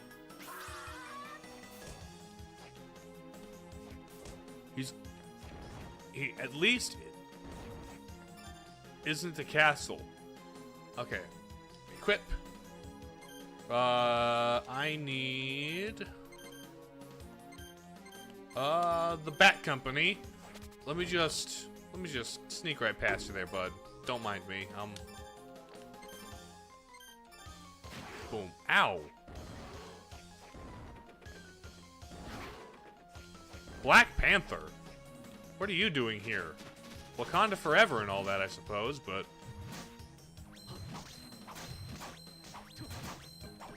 there's that guy.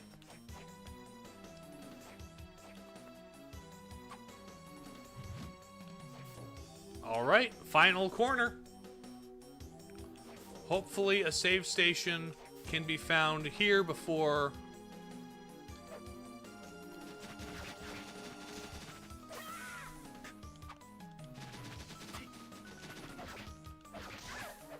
Alright. You know what? Do I still have... I have death. Let me put the bat on. Bat Company. I can't deny. Do. Excuse me, ma'am. Can I kill you through the floor? No? Dang it. How'd they make all the enemies in this universe? As I understand it, it's mostly referencing, religion and myths.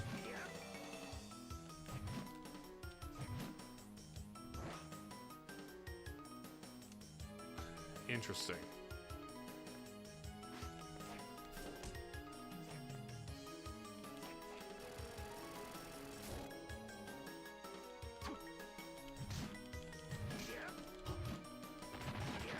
Okay. You're out of the picture. Very neat. Let me just do this. Hello, ma'am. Laugh seductively at me all you like. Save station? Teleport station. Oh, awesome. Awesome. I love me some fast travel. Save station, please. Save station. Let's go. And now it is boss fight time, I think. Methinks it is boss fight that time. That's a lot of, like, bugs on the wall. Alright. Ooh. Is this Legion? I feel like this is Legion. Soma! What happened? He arrived quite too late, quite simply. He managed to dominate a terrible demon. I tried to prevent the summoning ritual from happening, but the dark power failed to overcome the power I gained from the sacrifice. I mean, Castlevania's story is always, somebody wants to, resurrect Dracula. Like, the plot's pretty straightforward. What sacrifice? Celia! For real this time? Such an unseemly sight. Be gone. Oh, she's just... Bye, fellas. Neat. Snape impression? Kind of. You killed your own... Oh, that was the priestess lady. Yeah. You killed your own ally. She had always dreamed of seeing the Dark Lord. She served me to the end in my becoming. She should feel honored. Not only that, she helped me take care of that pesky Aricado. Huh? He's right. The sacrifice reversed the flow of my power. The stage is now set. We shall see who will dominate whom. What? This cannot be. My dominance should be complete. So what's happening? So that's what's happening. Ricardo, what's going on? The power of dominance isn't easily contained. Dimitri isn't like you. His soul can't withstand the power that intense. Liar! I have heard enough from you. Oh, Avocado's gone. Bye. Bye, Avocado Man. I'm the chosen one. I am the Dark Lord. I will not succumb to the power. It's no use. You can't control it.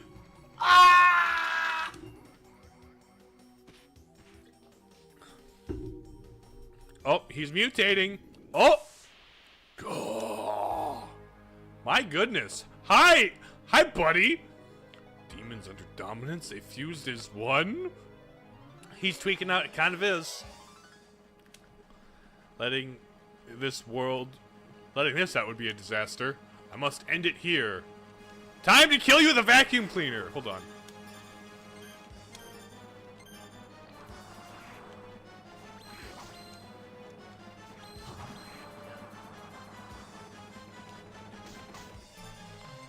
Use item. Hi. Oh. Oh! Actually! This is gonna go so hard.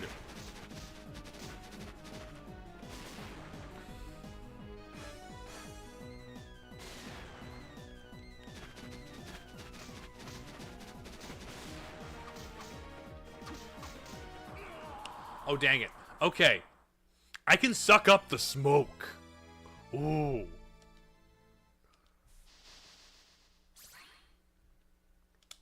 I can suck up the smoke. You know what? The skull vacuum cleaner continues to be the best weapon in the game.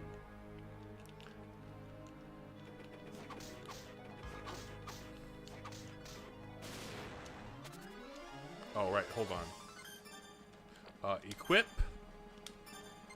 Not here. Death.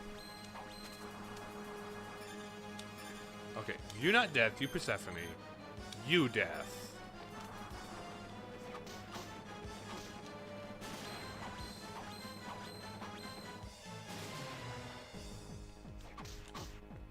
Okay.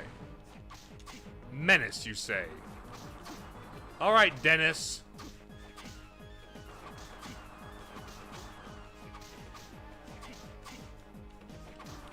Look at this. You can't touch me. I have a vacuum cleaner. Call me Luigi, because I'm gonna slurp your stuff, your demons and ghosts up with my vacuum cleaner. You are pitiful and going to be destroyed by a man with a skull vacuum cleaner. Look at your flashy red head. You're about to die because I can slurp your smoke. Your head is getting even... Oh! Not an issue, buddy! Okay, that's a little bit of an issue. Like the ceiling knives. Ceiling knives.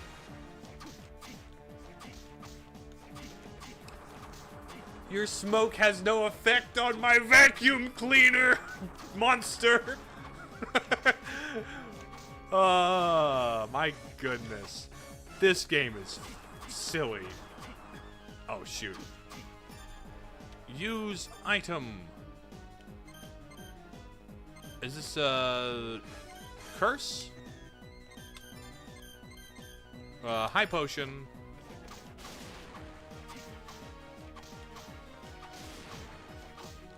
You look like you're kind of stabbing yourself there, actually.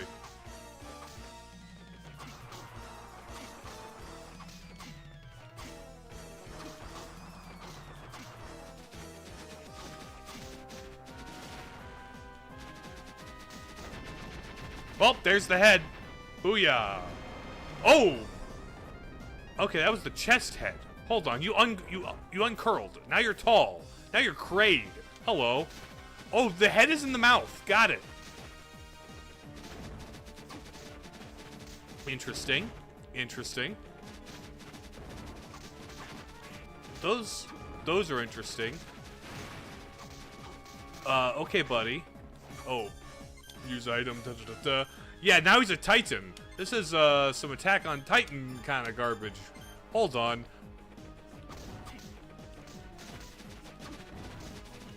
Hold on, I didn't know you were Eren Yeager.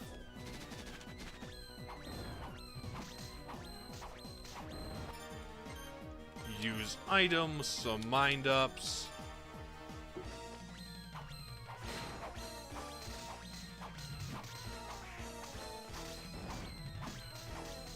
Ow. Okay, I figured there would be a phase 2. I should have figured there was a phase 2. Da da da da.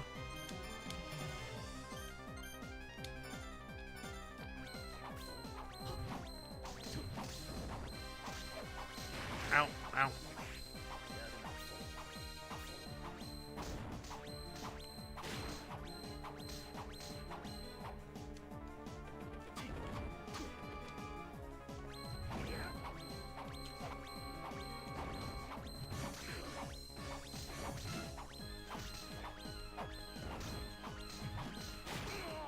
Okay, your big punches are kind of obnoxious. I need to figure out what exactly is my strat for phase 2, because I need to be able to react to the big swings there.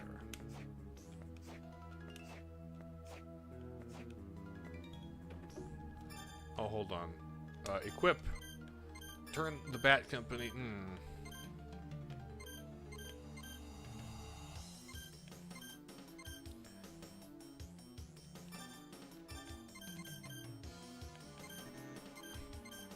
Do laser beam. Let's just do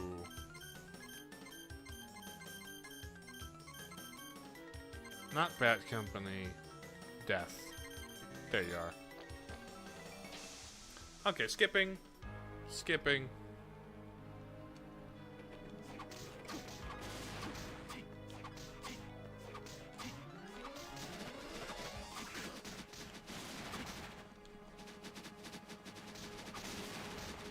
I kind of actually appreciate how they managed to make him, it's difficult to recognize that he's a dude that stands up and walks around in this phase. In this phase, he just kind of looks like a large, like, mass of flesh. Which, like, adds kind of an almost eldritch, extra-dimensional horror vibe to it.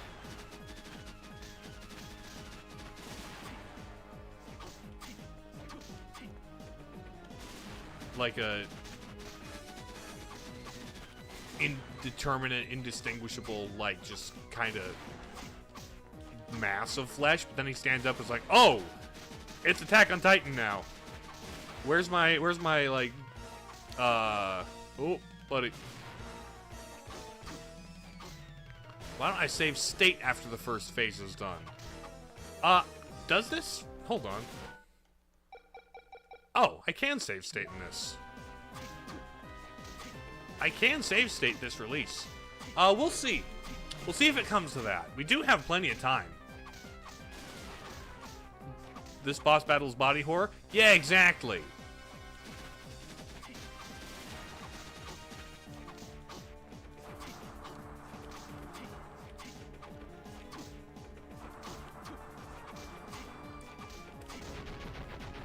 Alright, phase 1 complete. Stand up, bro.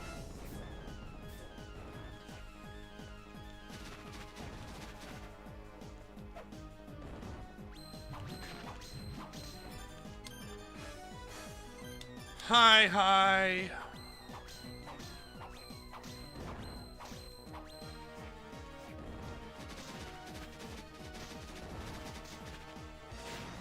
Okay.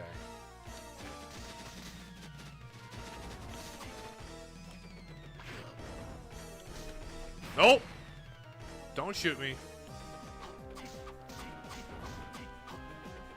But also that face inside the skull is like, ooh, that's delightfully unnerving. That is delightfully freaky.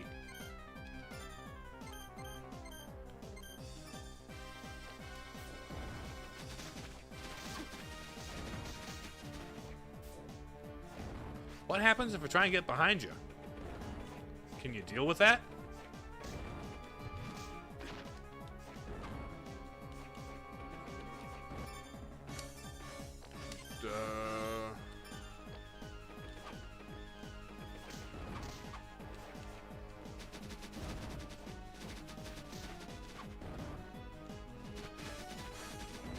I guess you can't turn around, huh?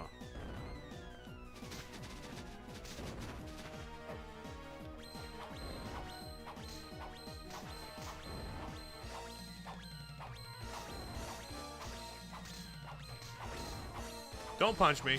Don't punch me, buddy.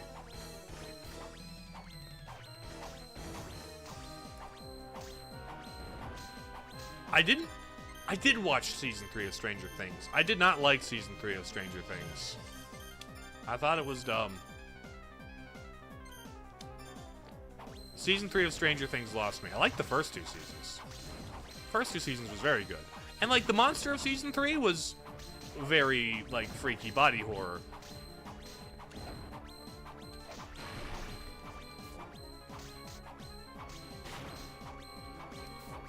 It kind of just looks like the Attack Titan a little bit.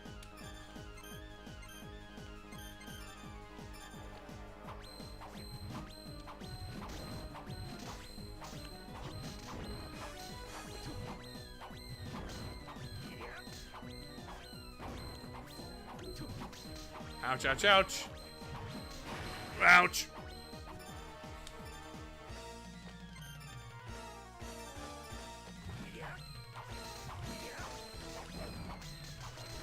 Except it's got like a demon head lobster claw. If I'm looking at this correctly. Yeah, I think that's like a demon goat skull head lobster claw you've got. You've got a Gaster Blast. Oh, no, it's Sans! He's got a Gaster Blaster hand. It's Sans! Look, everybody. They put Sans Undertale in my Castlevania.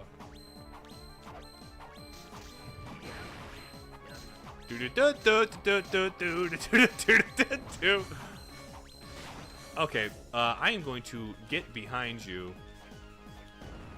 Get behind you. So that you can step backwards for far enough. Titans vary in size. There are like some shorter ones. You get some of the weird short ones. I know the Jaw Titan is like short. Like very small and gremlin-y. Oh.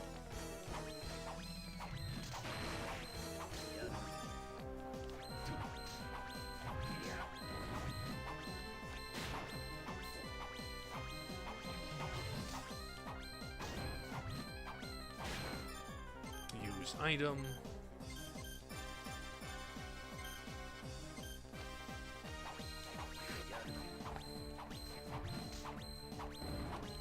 Come on. Ouch. Use item, eat a potion. You know what? I might, coffee. Foie gras. Cool. Foie gras, you healed a lot of stuff. Foie gras was a really good healing item. Maybe I shouldn't have felt insulted by finding it.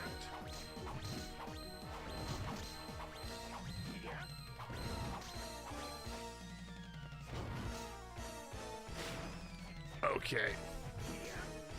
Come on.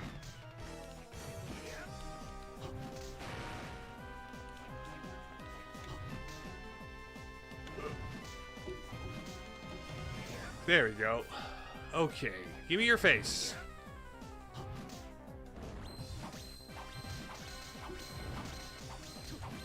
Do not grab me with your freaky claw hand thing. I am running short on stuffs. Use item. Caviar is pretty much is a huge thing, apparently. Neat, neat, neat.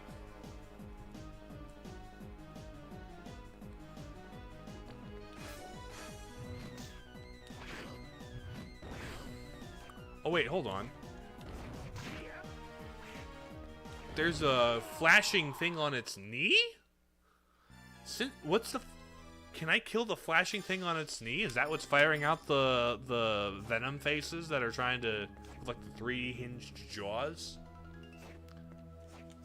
Alright. I think phase 1, if I can just avoid the cheap shots, if I can avoid getting sucker punched by the top, I should be able to make this pretty free.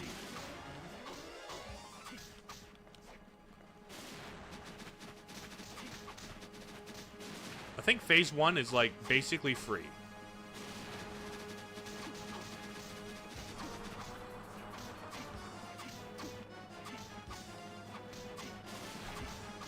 Watch this.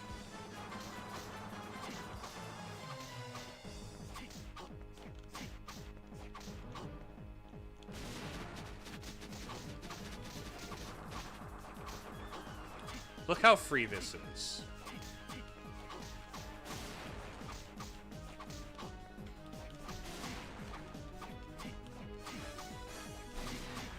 Phase 1 is so free. Look, ouch.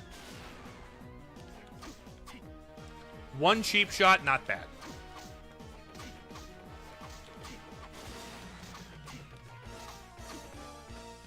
One cheap shot, not bad.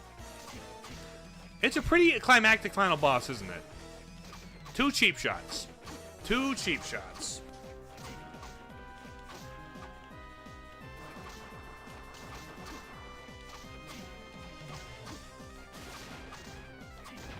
There we go. I only got hit twice that round. Now, can I can hit that. Oh.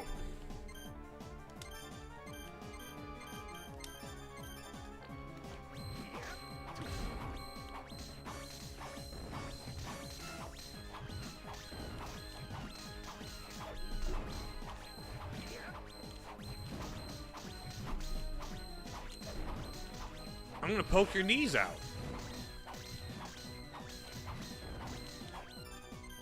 Use item. High mind up.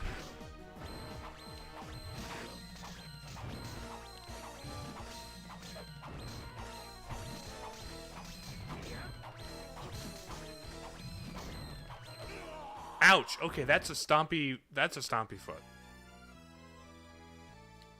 It's like a Elden Ring, learn the attack patterns. Exactly. Exactly. It is very much that kind of a boss. Oh, right, hold on. I don't want that on me. I want... Let's put death. And also... obtain more hearts.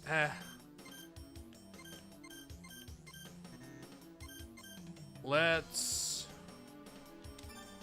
raise strength there. And here... concentration, strength, intelligence. We'll raise strength here too. Get a little extra damage on it. Good evening, Face Melter. Welcome. We have continued. Yeah, I've noticed the floating dudes chasing me. But yes, welcome. We made it to the final boss. It is this monstrosity. Phase 1 is basically free. I've got this guy's first phase down pat thanks to the power of vacuum cleaner. Thanks to the power of the Hoover, I have the ability, ouch, to get him pretty... Phase 1. This first phase here,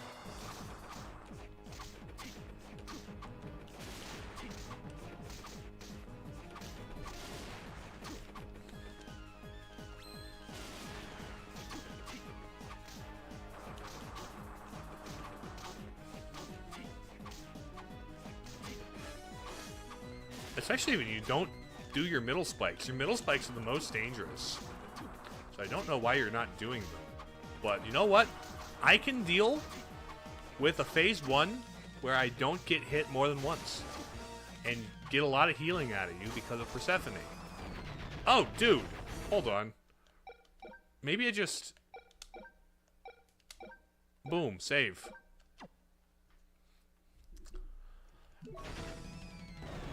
Da-da-da-da. Aren't there also horrifying things in Elden Ring? Yes. FromSoft games have a habit of being freaky.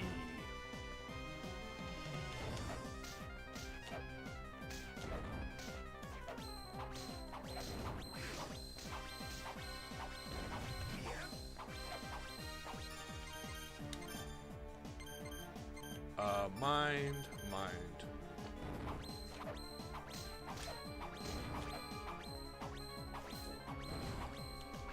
Ow, your butt hurts a lot. Okay, touching that foot hurts. Touching the feet hurts a lot.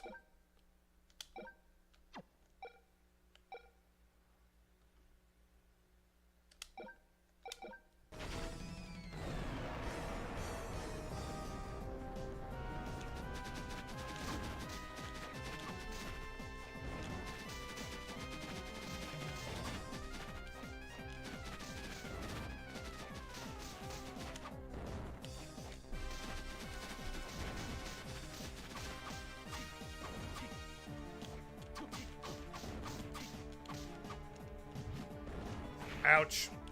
Those exploding guys hurt a lot. Don't stop me. Please do not step on me. That is not something I care for you to do.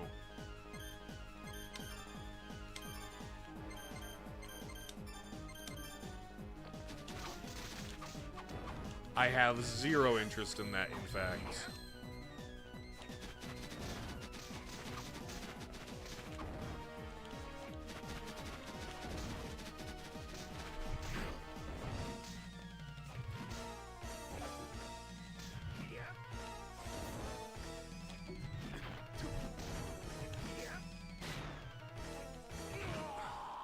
The things appear to be coming from your shoulder there.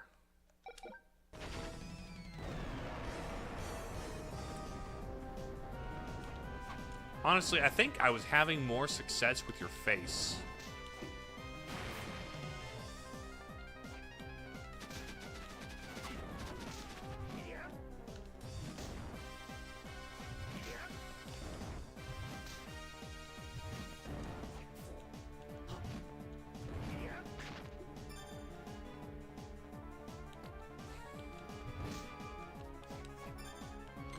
I wonder... There was a...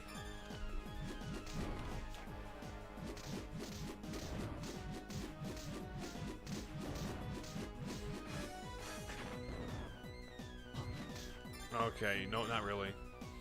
Don't learn more folktales. They kind of are, yeah. Like old, like, even pre-Grimm's Brothers recordings. Yeah.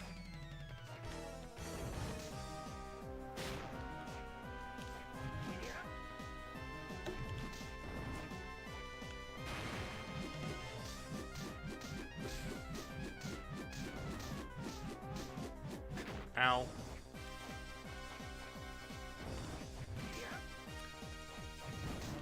Those things, the little nuisances.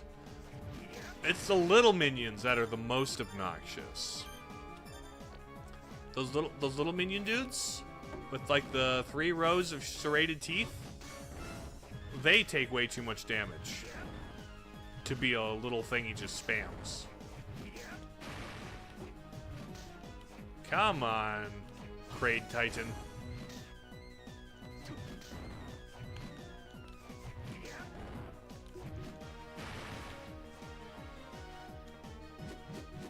Ow. They deal 130 and they take way more than that.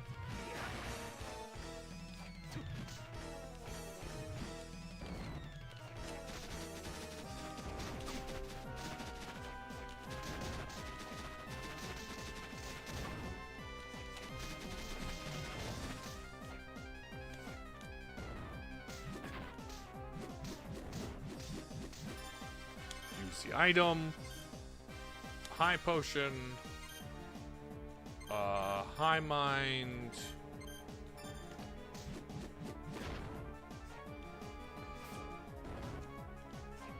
Oh, don't step on me. Please, do not tread on me. I would rather not have that happen to me, please. Why do you guys take 160 damage to kill when you deal less than that? Let's use the soup potion. Come on, buddy. Come on.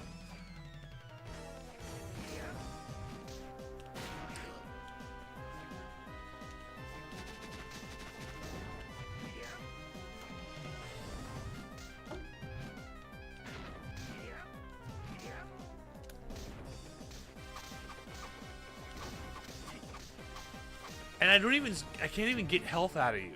2, 3, 4. You take 200 damage. You are ridiculous.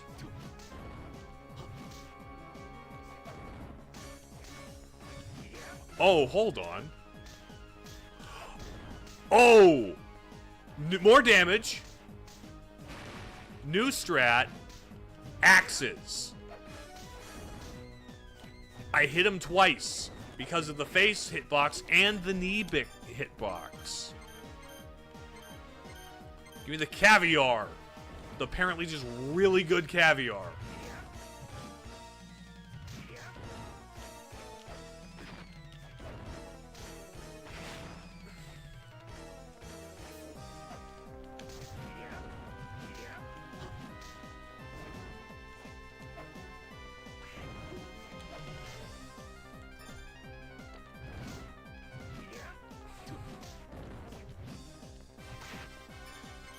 Okay, use item. Let's get high mind, foie gras, because fancy liver food is apparently just really medicinal.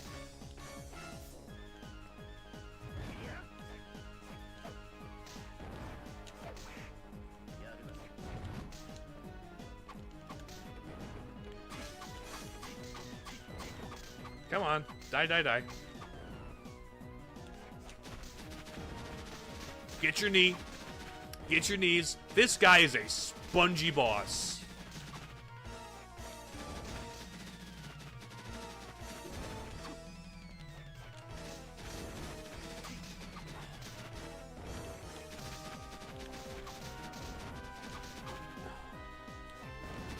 You are just a very spongy guy.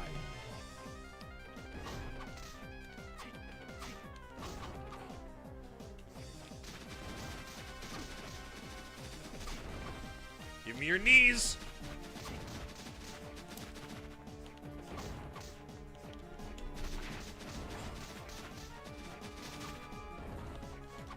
No. Use item. Regular potion. High mind.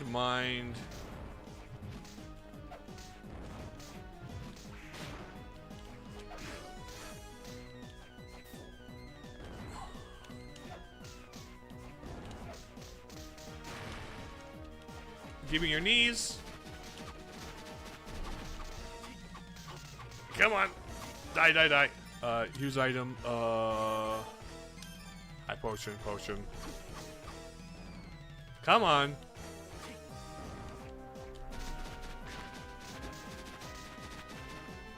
I don't want to win by just spamming potions. You're becoming uninteresting, frankly, as a boss, which is unfortunate because up till now you've been fun. It's just you're an endurance test. And how many potions do I need to buy kind of a thing. Ow!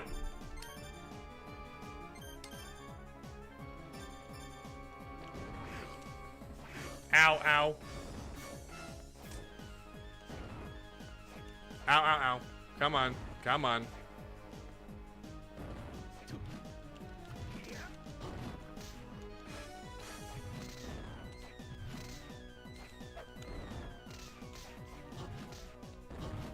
Ow! Nope, nope. Use item. Coffee. One of these.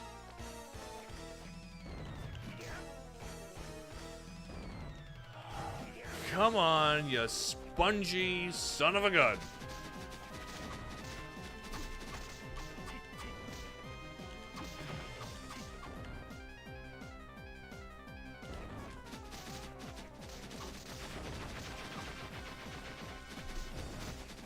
Is that his knee dead? Knee dead?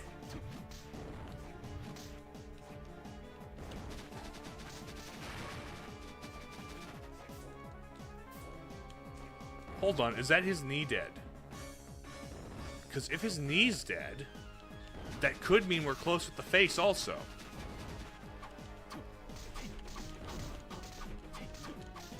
No!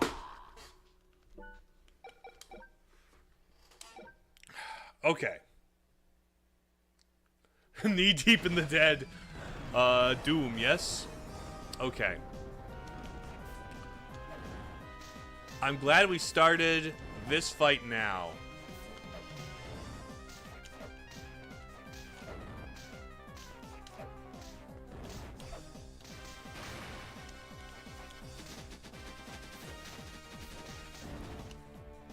Ouch. Those guys are the worst.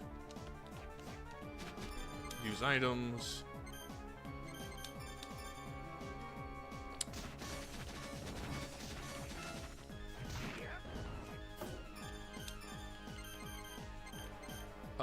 Foie gras. Because I have time in the middle of my fight to eat really fancy goose liver, I guess.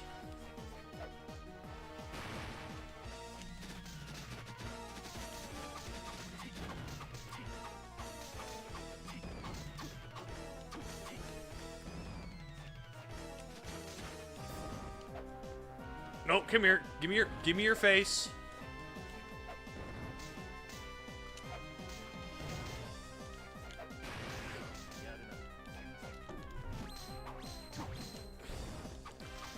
Come here, buddy.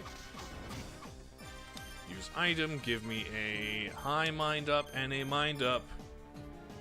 Hey, pal. Hey, Zaxel, how you doing? Welcome. We are at the final boss, who is basically Attack on Titan.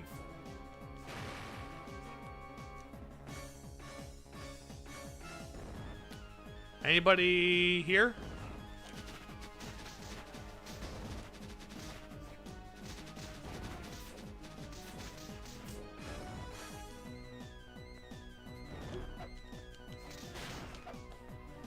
Oh. Come here.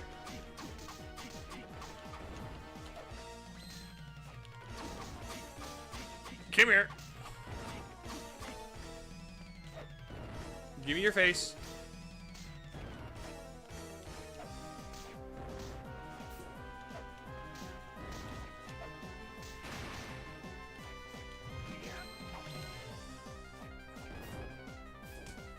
Using item. High mind and a mind. Okay, I'm gonna get behind you. I'm gonna throw bugs at your knees. Let me up and around your freaky little mouth venom things.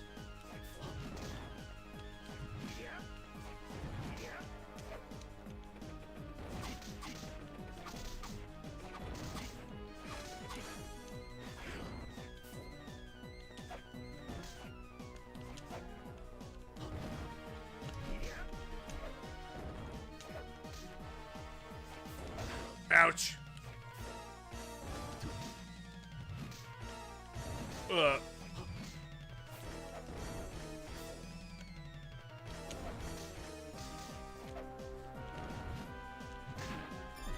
Use item.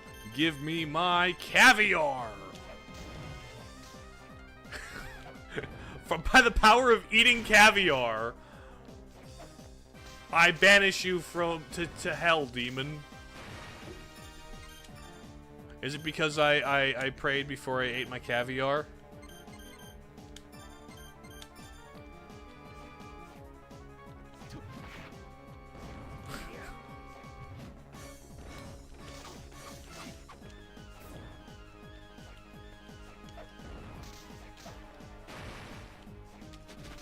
Bee's knees!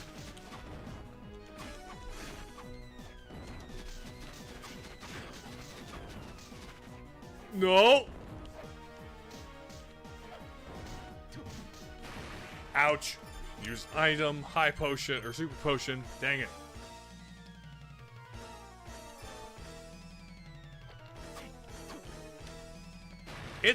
This is kinda Dracula. It's, not really, though. There's a guy named, was it Damien? I think it was Damien. But one of the guys was like, I'm gonna become the new Dark Lord by absorbing all these demons. And then, you can't contain the power of the demons. And then he became this thing. And now I'm hitting him with axes and bees.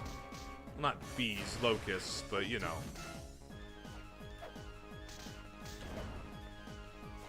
He became Aaron Yeager got eaten by demons and became an Attack on Titan.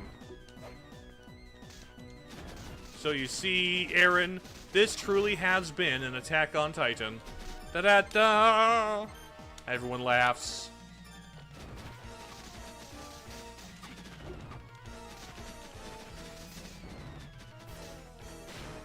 The real Attack on Titan was the friends we made along the way. End of episode.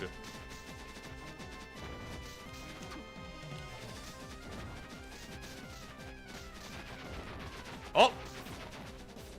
Your knee's out of commission. I just wish it would mean that your little weird mouth things would die.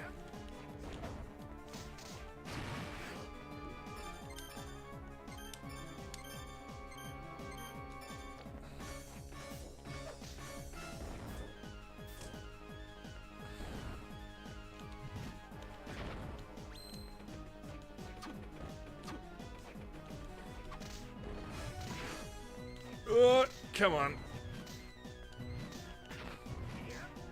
Use item. Okay. Ow.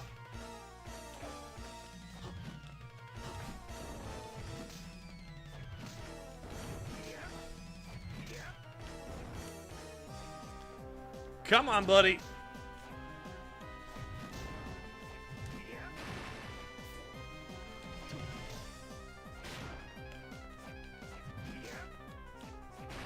Oh, give me your face.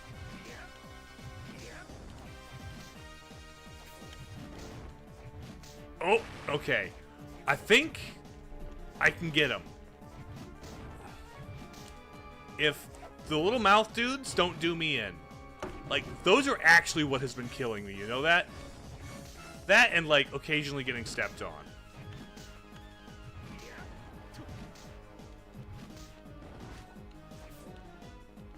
Slice your mouth face.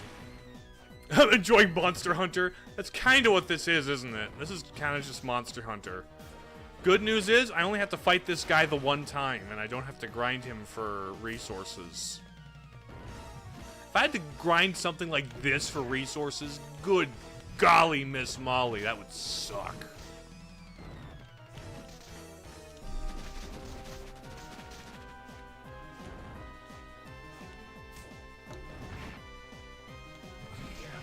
Ouch. Use item, last high potion, and a cup of coffee. And a dumpling.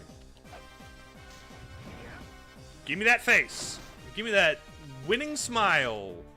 Open your gob, sans Undertale. Ouchie. No, not the foot!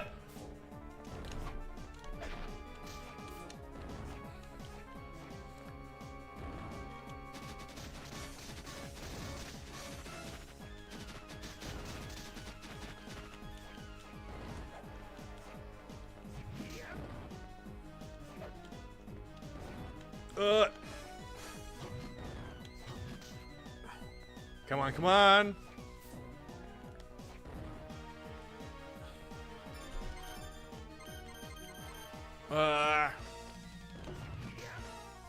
If you kill him 50 times, you unlock Alucard. It may be a little joke, but some games actually did that sort of thing. I've already unlocked, Julius mode!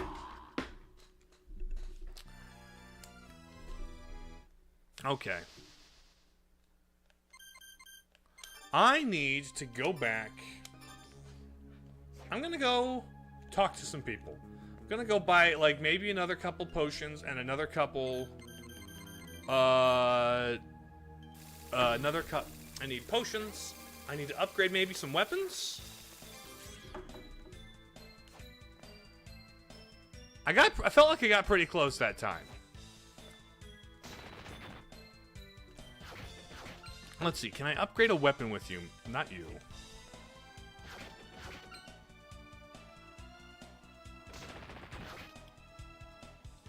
Okay, I missed some of the things you said because I was watching. Hi, Soma. What do you know about a man named Dimitri? Oh, Dimitri, not Damien. My bad. Dmitry Blinov? Actually, I don't know much about him. Apparently, people call him Dimitri the Mirror. Mirror? He always lurks behind the scenes, never comes out in the open. I see. Anything else? Weapon synthesis. Great sword. Ooh.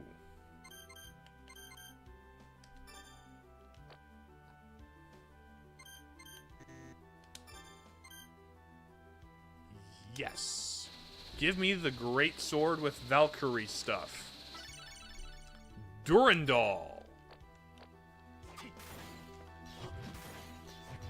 Okay. Can I synthesize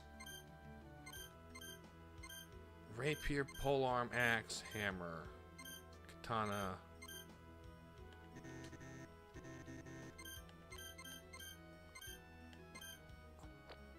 Okay. Thank you, ma'am. Now I'm gonna go buy... You got the whole map? That, I believe I did. Aside from, like, a couple little holes here and there. I'm gonna buy... Oh.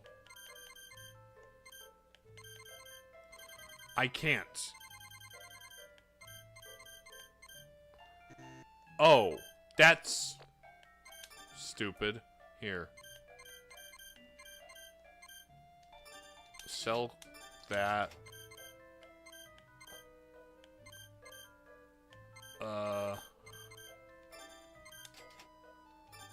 I guess I don't need those.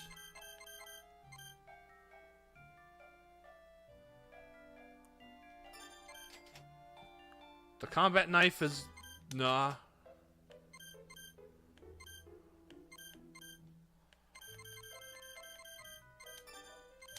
Sell both the spears, I suppose. Anything I've got... Ooh. Sell the boomerangs.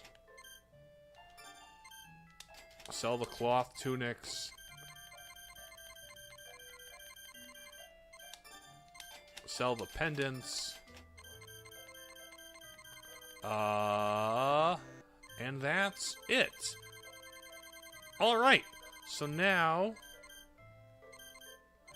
give me... a... 5 high minds up and 5 super potions.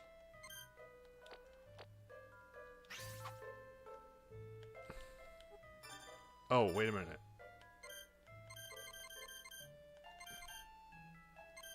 Did I sell them like an idiot? I was an idiot. Dang it. Hold on. I sold my stuff and... okay, that's dumb. That's stupid. That's idiotic. What if you needed that single-digit boomerang to beat the boss? You know, Zactyl, I hadn't thought about that before. I hadn't thought about maybe I should just use the level 1 boomerang. This time, Broseph, do not sell your potions. Instead, buy the potions. You fool. You absolute fool. Talk about Dimitri. He's a jerk. Great sword.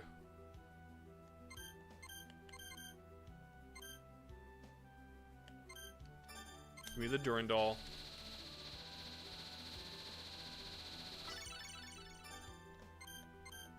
Thank you for the Durandal. In that particular instance, yes, Yuval. But if you don't sell your potions, you won't be ridiculously wealthy by the end. Exactly. I need to have a lot of money on my person so that I can have the biggest house at the end. Of course, right. Well, how could I forget?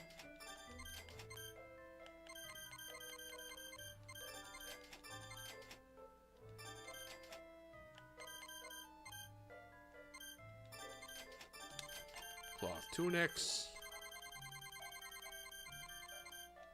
1, 2, 3 pendants. I'll buy. Give me 1 high mind up, 1 high potion, 1 high mind up, a potion, a potion. Let's go with that. Didn't know this game was a Luigi's Mansion spinoff? Yeah, well, have you not seen the vacuum cleaner, Yuval? This is very clearly a Luigi's Mansion game. I have been defeating ghosts with a vacuum cleaner.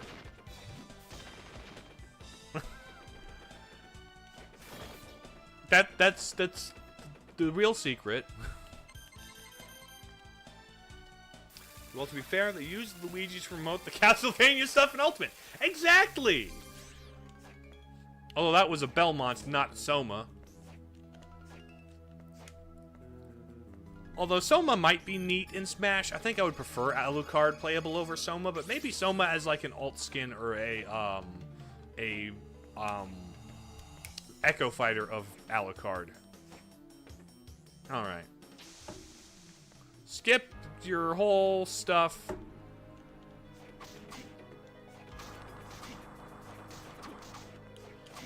If I can get through here without any damage.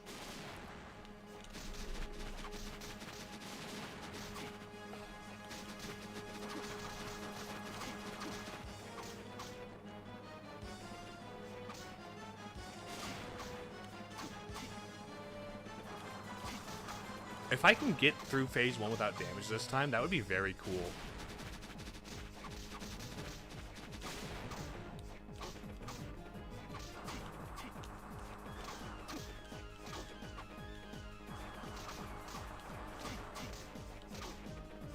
Oh!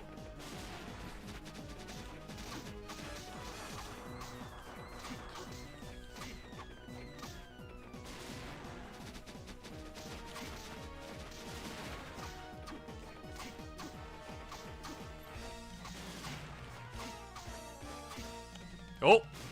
Dodge this. There we go! Save!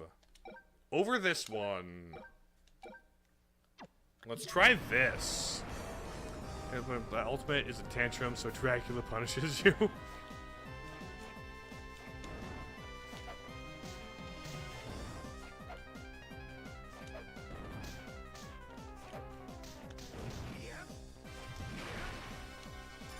Use item. High mind. Mind.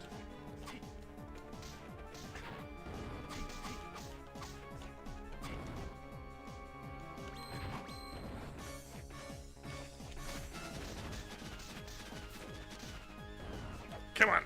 Bam, 2.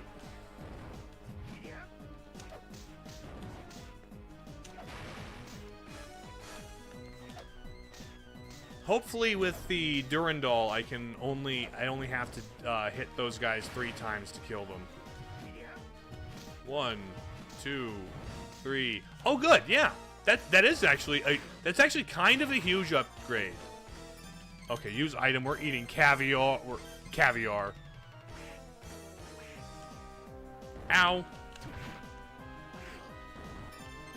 That was a waste of my caviar. Foie gras. With better damage because I hear multiple hits. Yes. When I hit it with the axe, it hits his face, and sometimes it'll also hit the knee. So I damage both of the weak points. Which is a good.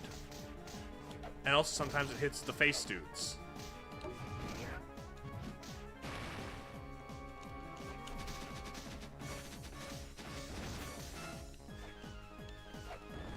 Oh.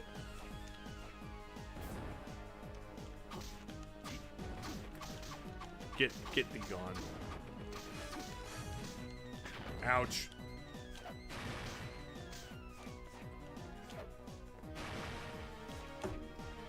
Use item. High mind up. Regular mind up. Despite Alucard being a pun name, it's a pretty good name, though. Who says being a pun name's bad? I think, if I'm not mistaken, I think Alucard was made up for, like, the 50s sequel Son of Dracula by Universal.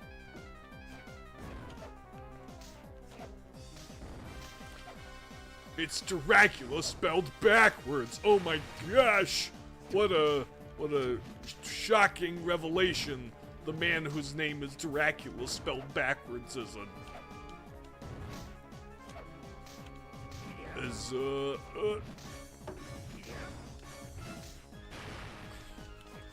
Dracula's son. Oh my goodness. What a shocking twist nobody could have seen coming.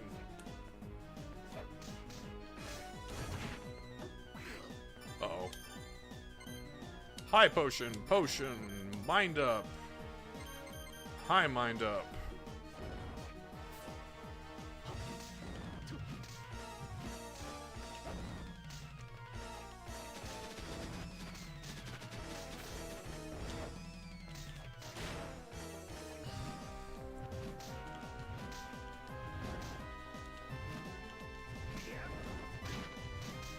Ouch.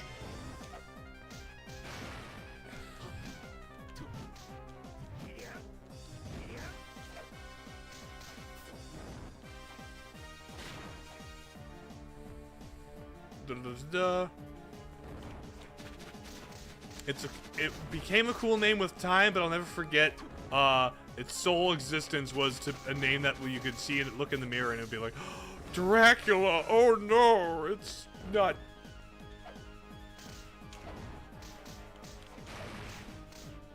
Okay, use item. Super potion. High mind.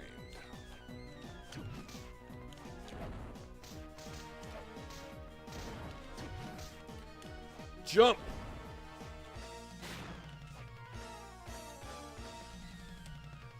On the one hand, there's kind of a degree of cheesiness to, like, you look at his name in the mirror and it's Dracula, oh no! On the other hand, it's kind of just simple. It's very elegant. And, sure, a little cheesy. But cheese is good! I'm not lactose intolerant. I'm not genetically inferior.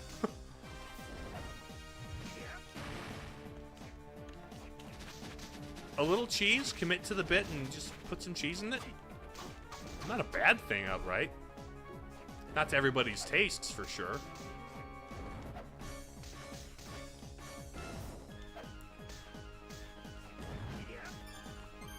Use item, a high mind, a mind, and potion-wise, I'm good. A little camp is fine, especially when that's just the character of the thing. If it's trying to be taken seriously, then yeah, I understand. But then also, like, if you're trying too hard to be taken seriously, just chill, buddy, you know? There's, like, a proportional level to what you're working with, you know? Stomp. Give me bug knees. Bug knees.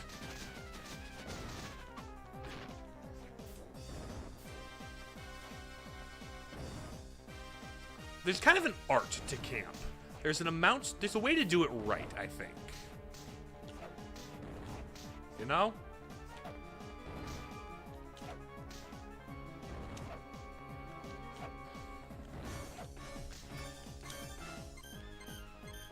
Okay, high potion, high mind. Card is actually overpowered, or is it just the TV show? He's the son of Dracula, and he's the main character of Symphony of the Night, so he's reasonably powerful. The show might exaggerate how overpowered he is just for the cool factor, and because they don't care about the lore at all in that show. But that isn't to say it's entirely inaccurate to say he's kind of a powerful to overpowered guy. Especially endgame of Symphony of the Night. Like,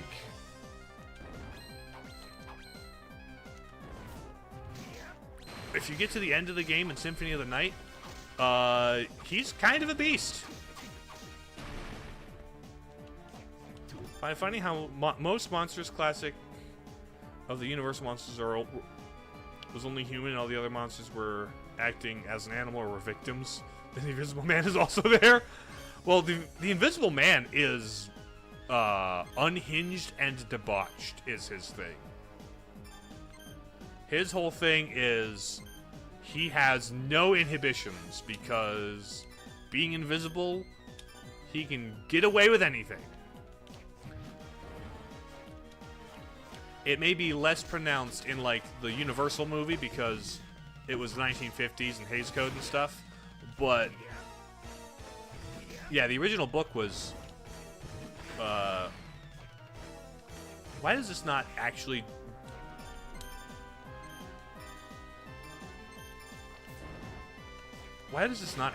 do that much more damage to you?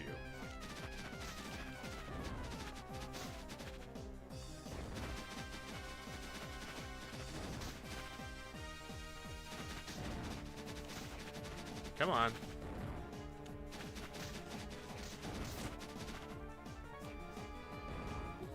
Give me your face. Ow. That's 134 damage uppercut right there.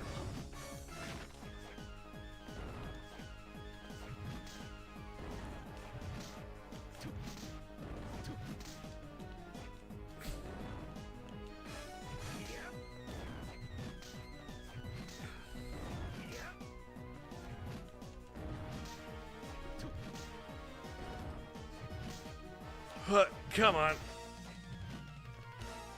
It is by far the highest body count in the classic movies, unless you count like all of the previous victims throughout the ages of Dracula, but yeah. Once together, they only ended up in these for defense. I didn't know you actually knew stuff about... I haven't seen them in a while, but they're part of pop culture. I'm somewhat familiar with them. I watched most of them. There was like a Halloween where they were like on Netflix or something. And my younger sister, I think, was just curious about watching them, so we did.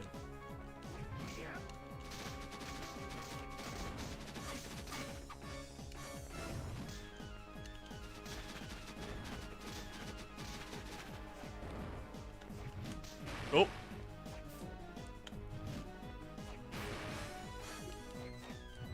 Actually, on the topic of Universal Monsters, there's a really fun board game called Horrified. Any of you guys play that?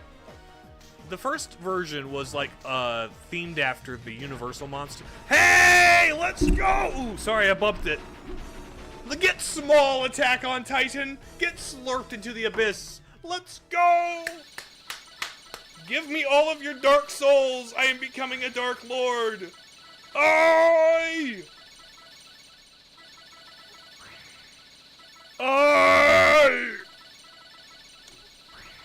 Oh, stop! Get out of my head! Release all the souls.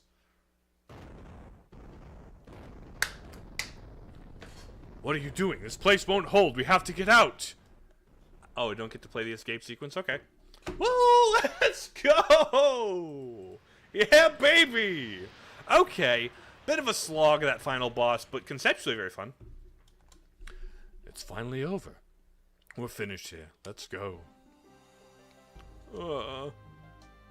Soma, what's wrong?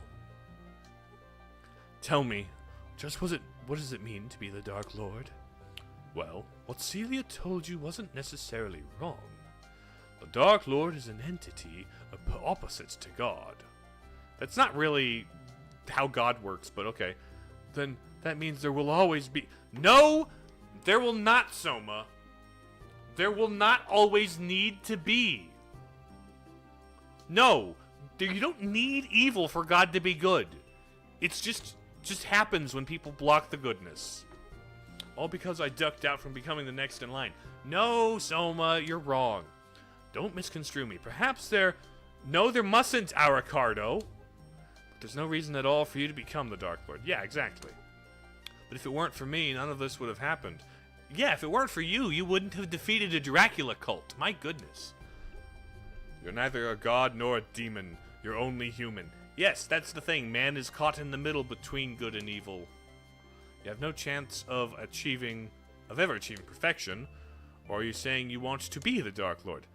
No, of course not. Bro's arguing with a fictional character. No, I'm arguing with the writers, who are they are adopting a very Eastern philosophy with like the balance of light and dark type of thing. I see where they're coming from, and I say no, that isn't how God works. Then stay true to that. Look, there are people waiting for you. Don't break their hearts. Everyone, you kept your promise. Welcome back, Soma. Looks like you're all done. Your face says it all. Oh, Ricardo, you're right. Mina, what are you doing here? Hug your girlfriend. Of course I came here. I was so worried. Oh, Mina, I'm sorry. Don't cry. Gotcha. Welcome back, Soma. I have heard of the Mummy Demastered. I need to play that at some point.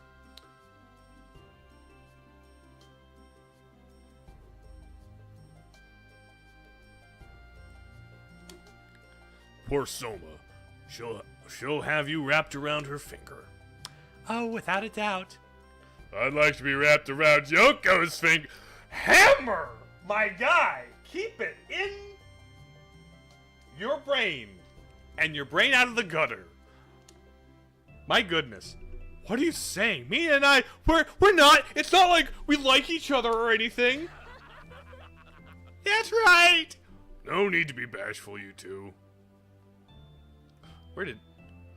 If the world needs a Dark Lord, it will emerge, even if it's not you, Soma. The world doesn't need a Dark Lord, they just keep happening. Boss rush! Heck yeah! Data's been saved, thank you. There we go! That was Castlevania Dawn of Sorrow. And I liked it. It's up there. I liked it about on par with something like Portrait of Ruin or Symphony of the Night. All three of those are good. Maybe Symphony's really good.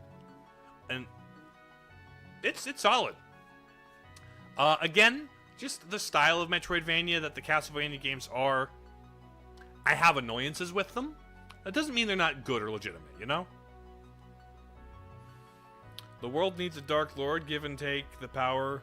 Who could stop you, the final boss you already beat? No, Zactyl, because good doesn't require evil to exist. Goodness exists separate. Like, evil is not a separate entity from good. It is, in fact, the absence of good. It's not like a completely separate thing.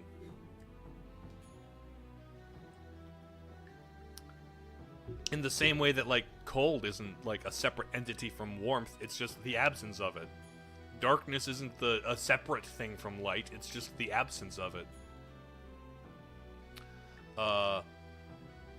So, like, I think the core idea of, like, Dracula must be reincarnated because there must be something that's an absolute evil.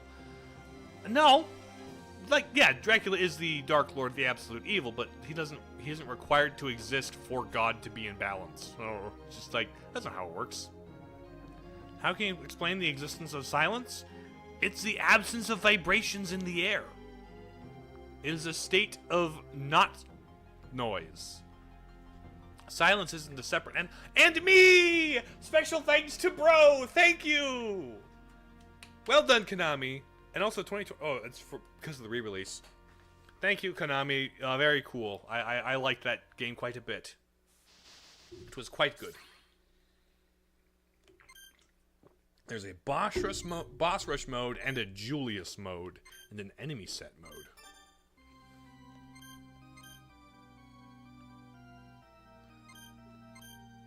%98.8%? Oh, it's the last couple of rooms. Which will be the next Castle Hunter?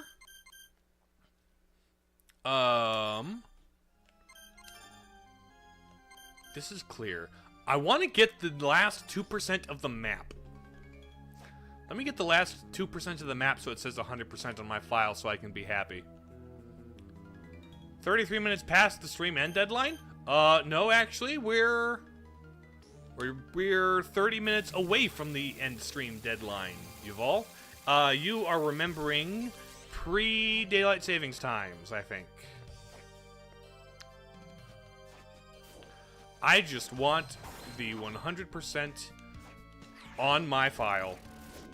Pardon me, fellas. Ow.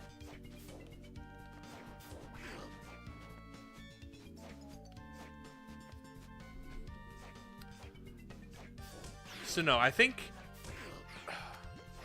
the fact that the final boss was so spongy is kind of like a symptom of the RPG things that annoy me in these, like, in the Castlevanias, right? Just because, like, you're leveling up. It's RPGs, and because your numbers get so big, the enemy, instead of making the enemy legitimately harder, they just make the enemy number really big. You know? When that's kind of the least interesting way to make a boss difficult. I did like the boss. I think the attacks were cool. I think the design was cool. But I also think that the artificial inflating of the difficulty by making him just really tanky is cheap and lame. What's the next game gonna be? That is an excellent question. I don't quite have an answer for that. I'll let you know when I post the schedule, Yuval. We'll figure it out. I might... Yeah, I'll look around. I'll see what I do. Happy that he finally beat the game. This is the completionist side, then not letting him rest. Well, here's the thing. I only have to get 2 more rooms. I only have to get 2 more rooms that I didn't bother getting earlier because I was lazy. Ever had a red dragon as the final boss, given its Christian inspirations? No, we don't have any, like, St. George dragon or anything like that. Honestly, it has always leaned a little more gothic horror and monster movies, you know? There's also, like, the Christian influences, like some of the demon names are taken from the Bible and stuff. But also the first game was Dracula, the Grim Reaper, and then Frankenstein's monster. You know, the mummy. So it's kind of a mix, I suppose.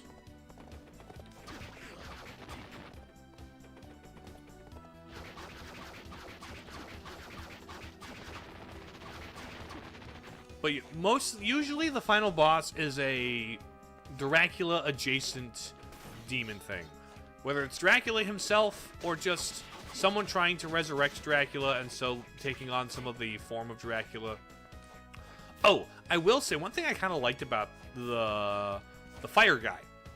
There were the two candidates for the Demon Lord title, right? The fire guy, his attacks were great references to classic Dracula attacks. The teleport, the fireballs, all that stuff. This is how Japan perceived the rest of the Western world at the time. Yes. This is kind of a Japanese understanding of Western horror and religion stuff. Alright. Let's kill Mothman. Why not? Mothman!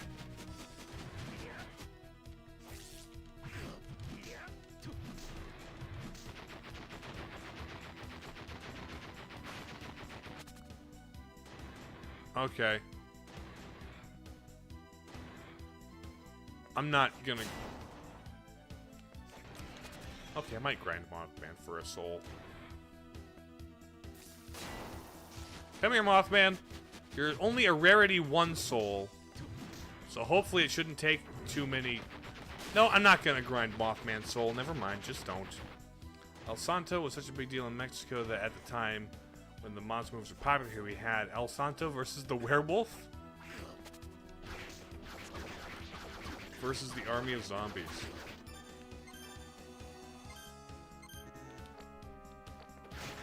Ouch, let me out. Ugh. I'm not familiar with El Santo by name. If I could get a refresher on what that guy was. We still have some stuff that come from that era. Ooh, ooh. Let me out, let me out, let me out. Let me out, let me out. Do not the bat.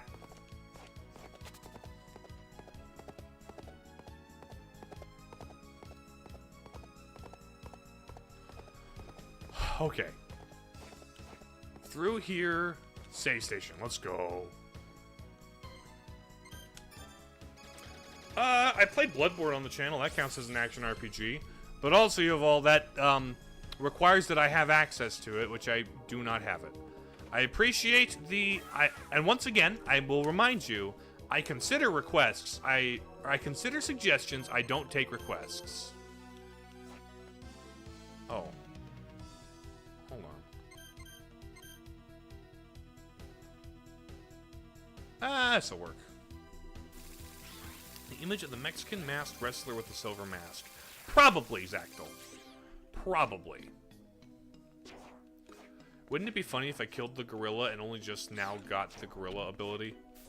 That would be kind of funny in the most obnoxious way possible. The bugs was a good move. The bugs was a good grab from that semi-final boss.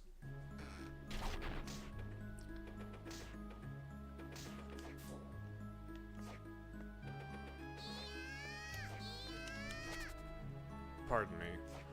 The doll ability became unnecessary after I got the bat. Thought of playing Zelda games... Have you thought about playing Zelda games on Friday? Yes, I have. That is something I've thought about. Bloodborne is a Soulsborne Souls-like? Yes. Which is an action game where you level up and have equipment and items and stuff. They count as a style of action RPG. At least I would count them as such.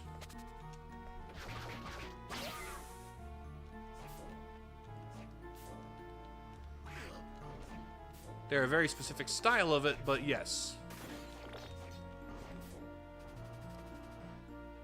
Pardon me, Mr. Fire Demon. I just want to poke my head in here, see this guy, go nope, and leave, and then find a save point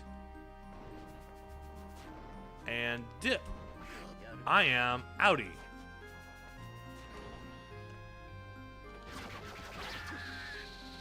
Thank you, Killer Clown. Very cool. Play a Zelda game. I've been playing a Zelda 2 remake. I plan to play, like, randomizers and ROM hacks and mods and stuff. That kind of a thing. Or if I need to replay a game for footage, I'll do that. That's, like, the goal there.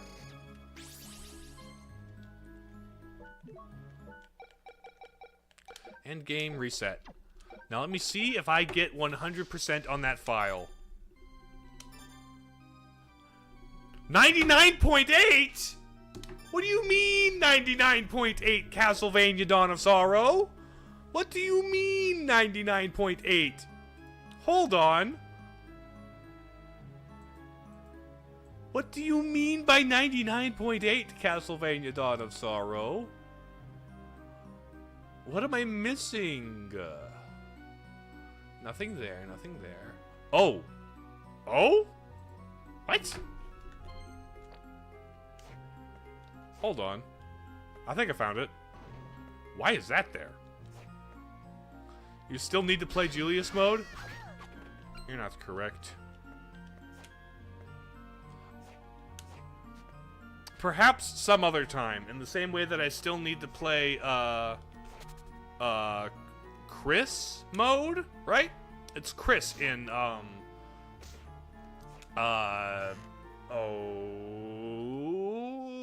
Resident Evil.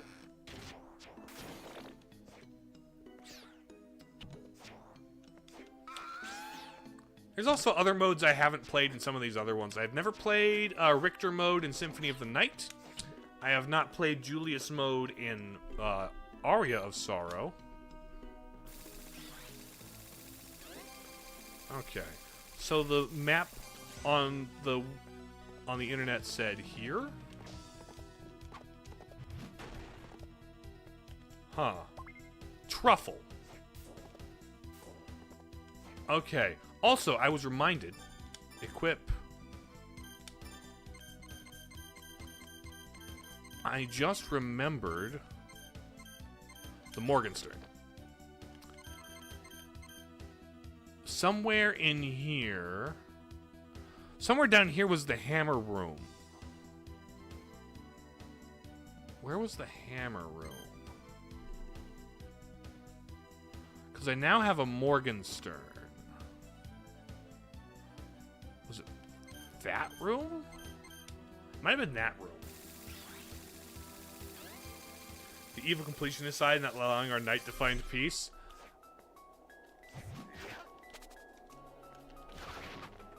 Where was the one room where with the hammer mini game? It's the hammer is real. Oh no. Thank you for showing up there, buddy.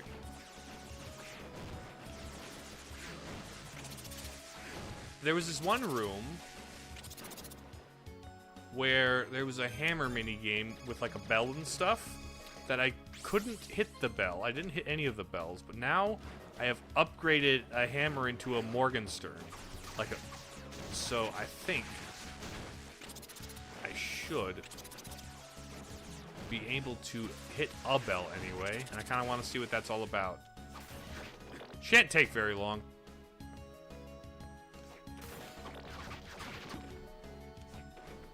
But would you look at that? I was beginning to get a little bit concerned last time that I wouldn't be able to fill time in this stream. But look at me go. I can waste time by exploring and trying to 100% the game, which is something I would have done anyway, by the way. Like, even if I wasn't playing for content and playing for myself. Here's the Morgenstern room. Ding, ding. Oh.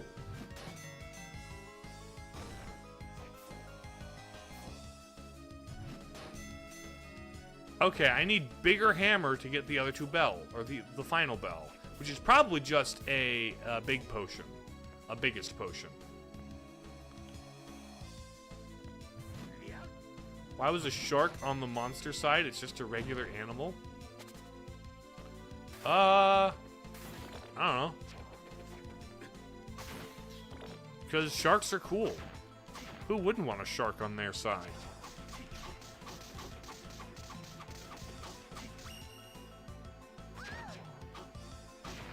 $42! I'm at level 42. Actually, that's the perfect place to end this.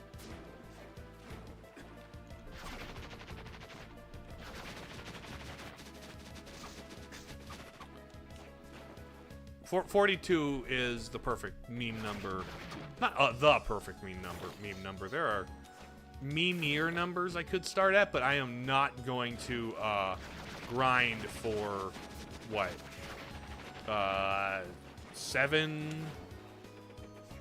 27 levels? I'm not going to grind for 27 levels for the sake of a meme.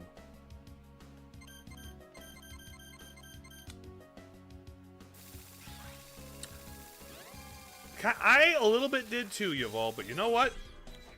I'm glad it didn't, because I had fun. A little more time with this game is something I do not mind. Some of it was, you know, grinding money, which is dumb, but I only got 363 gold, my goodness. Alright, now. End game reset. Show me that fat hundo. Show me the money.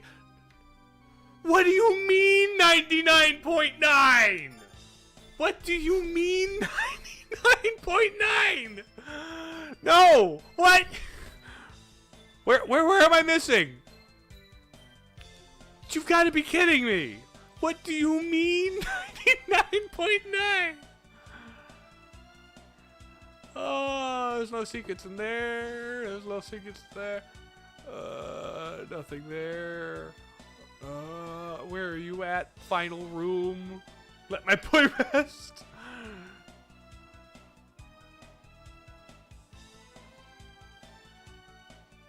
Okay, that's got a hole there. Where are you at? Where's the last room on this map?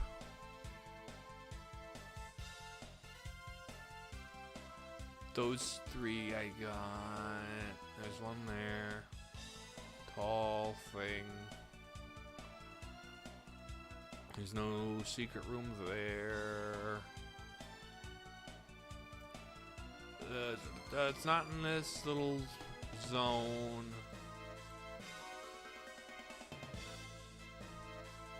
Is it in the early areas? Oh! No, it's not there. I've already done that one. No, that's not there. Wherefore art thou? Final room.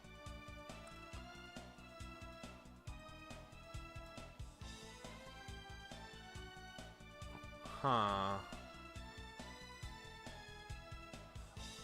Wouldn't it be just terribly rude of a game to not have a 100% and just end at 99.9? Like, I've seen games go up to like 103% and like 105%, but like, it would be very funny if there was just a game that was like 99.9 and that's the end. We're not going to tell you that's the end. We're just going to give you the number 99.9. It would be incredibly rude. Comparing notes between the map I have pulled up and the game. This is riveting gameplay. This is what we come to see. This is the quality you expect from the Broseph stream.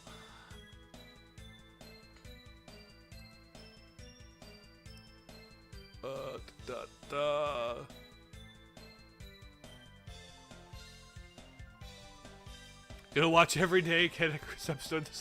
I see. I doubt it. They don't even reach 100.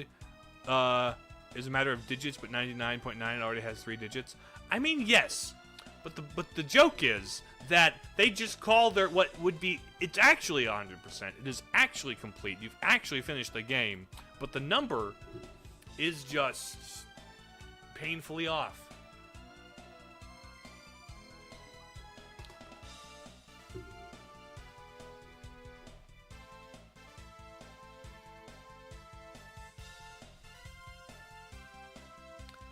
Fast check on Flextra Life.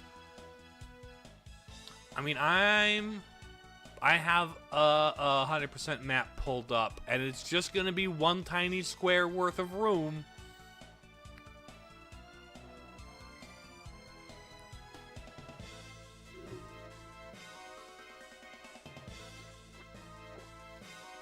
To be clear, I don't think that's what's going on here. I don't legitimately think that there actually isn't a 0.1% here. I do think they have a final percentile. I just don't see the room on the map here.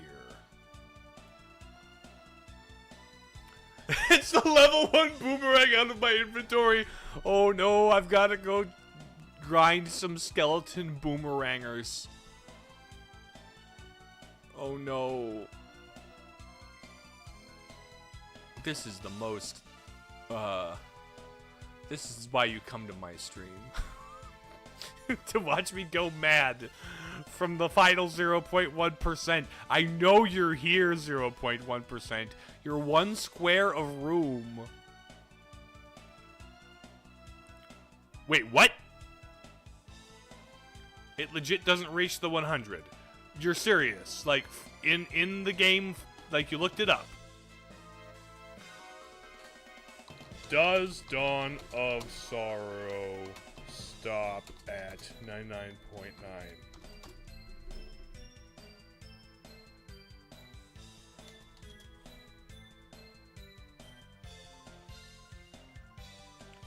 Oh, decent luck, attempting.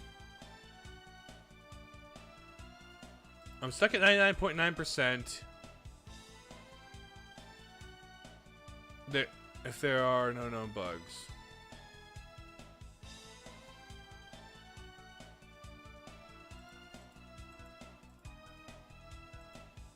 Okay, nope, there is.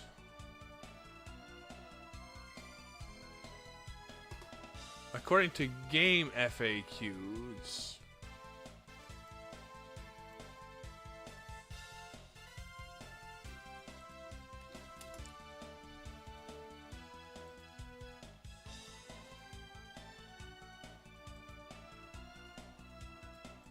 Okay, hold on.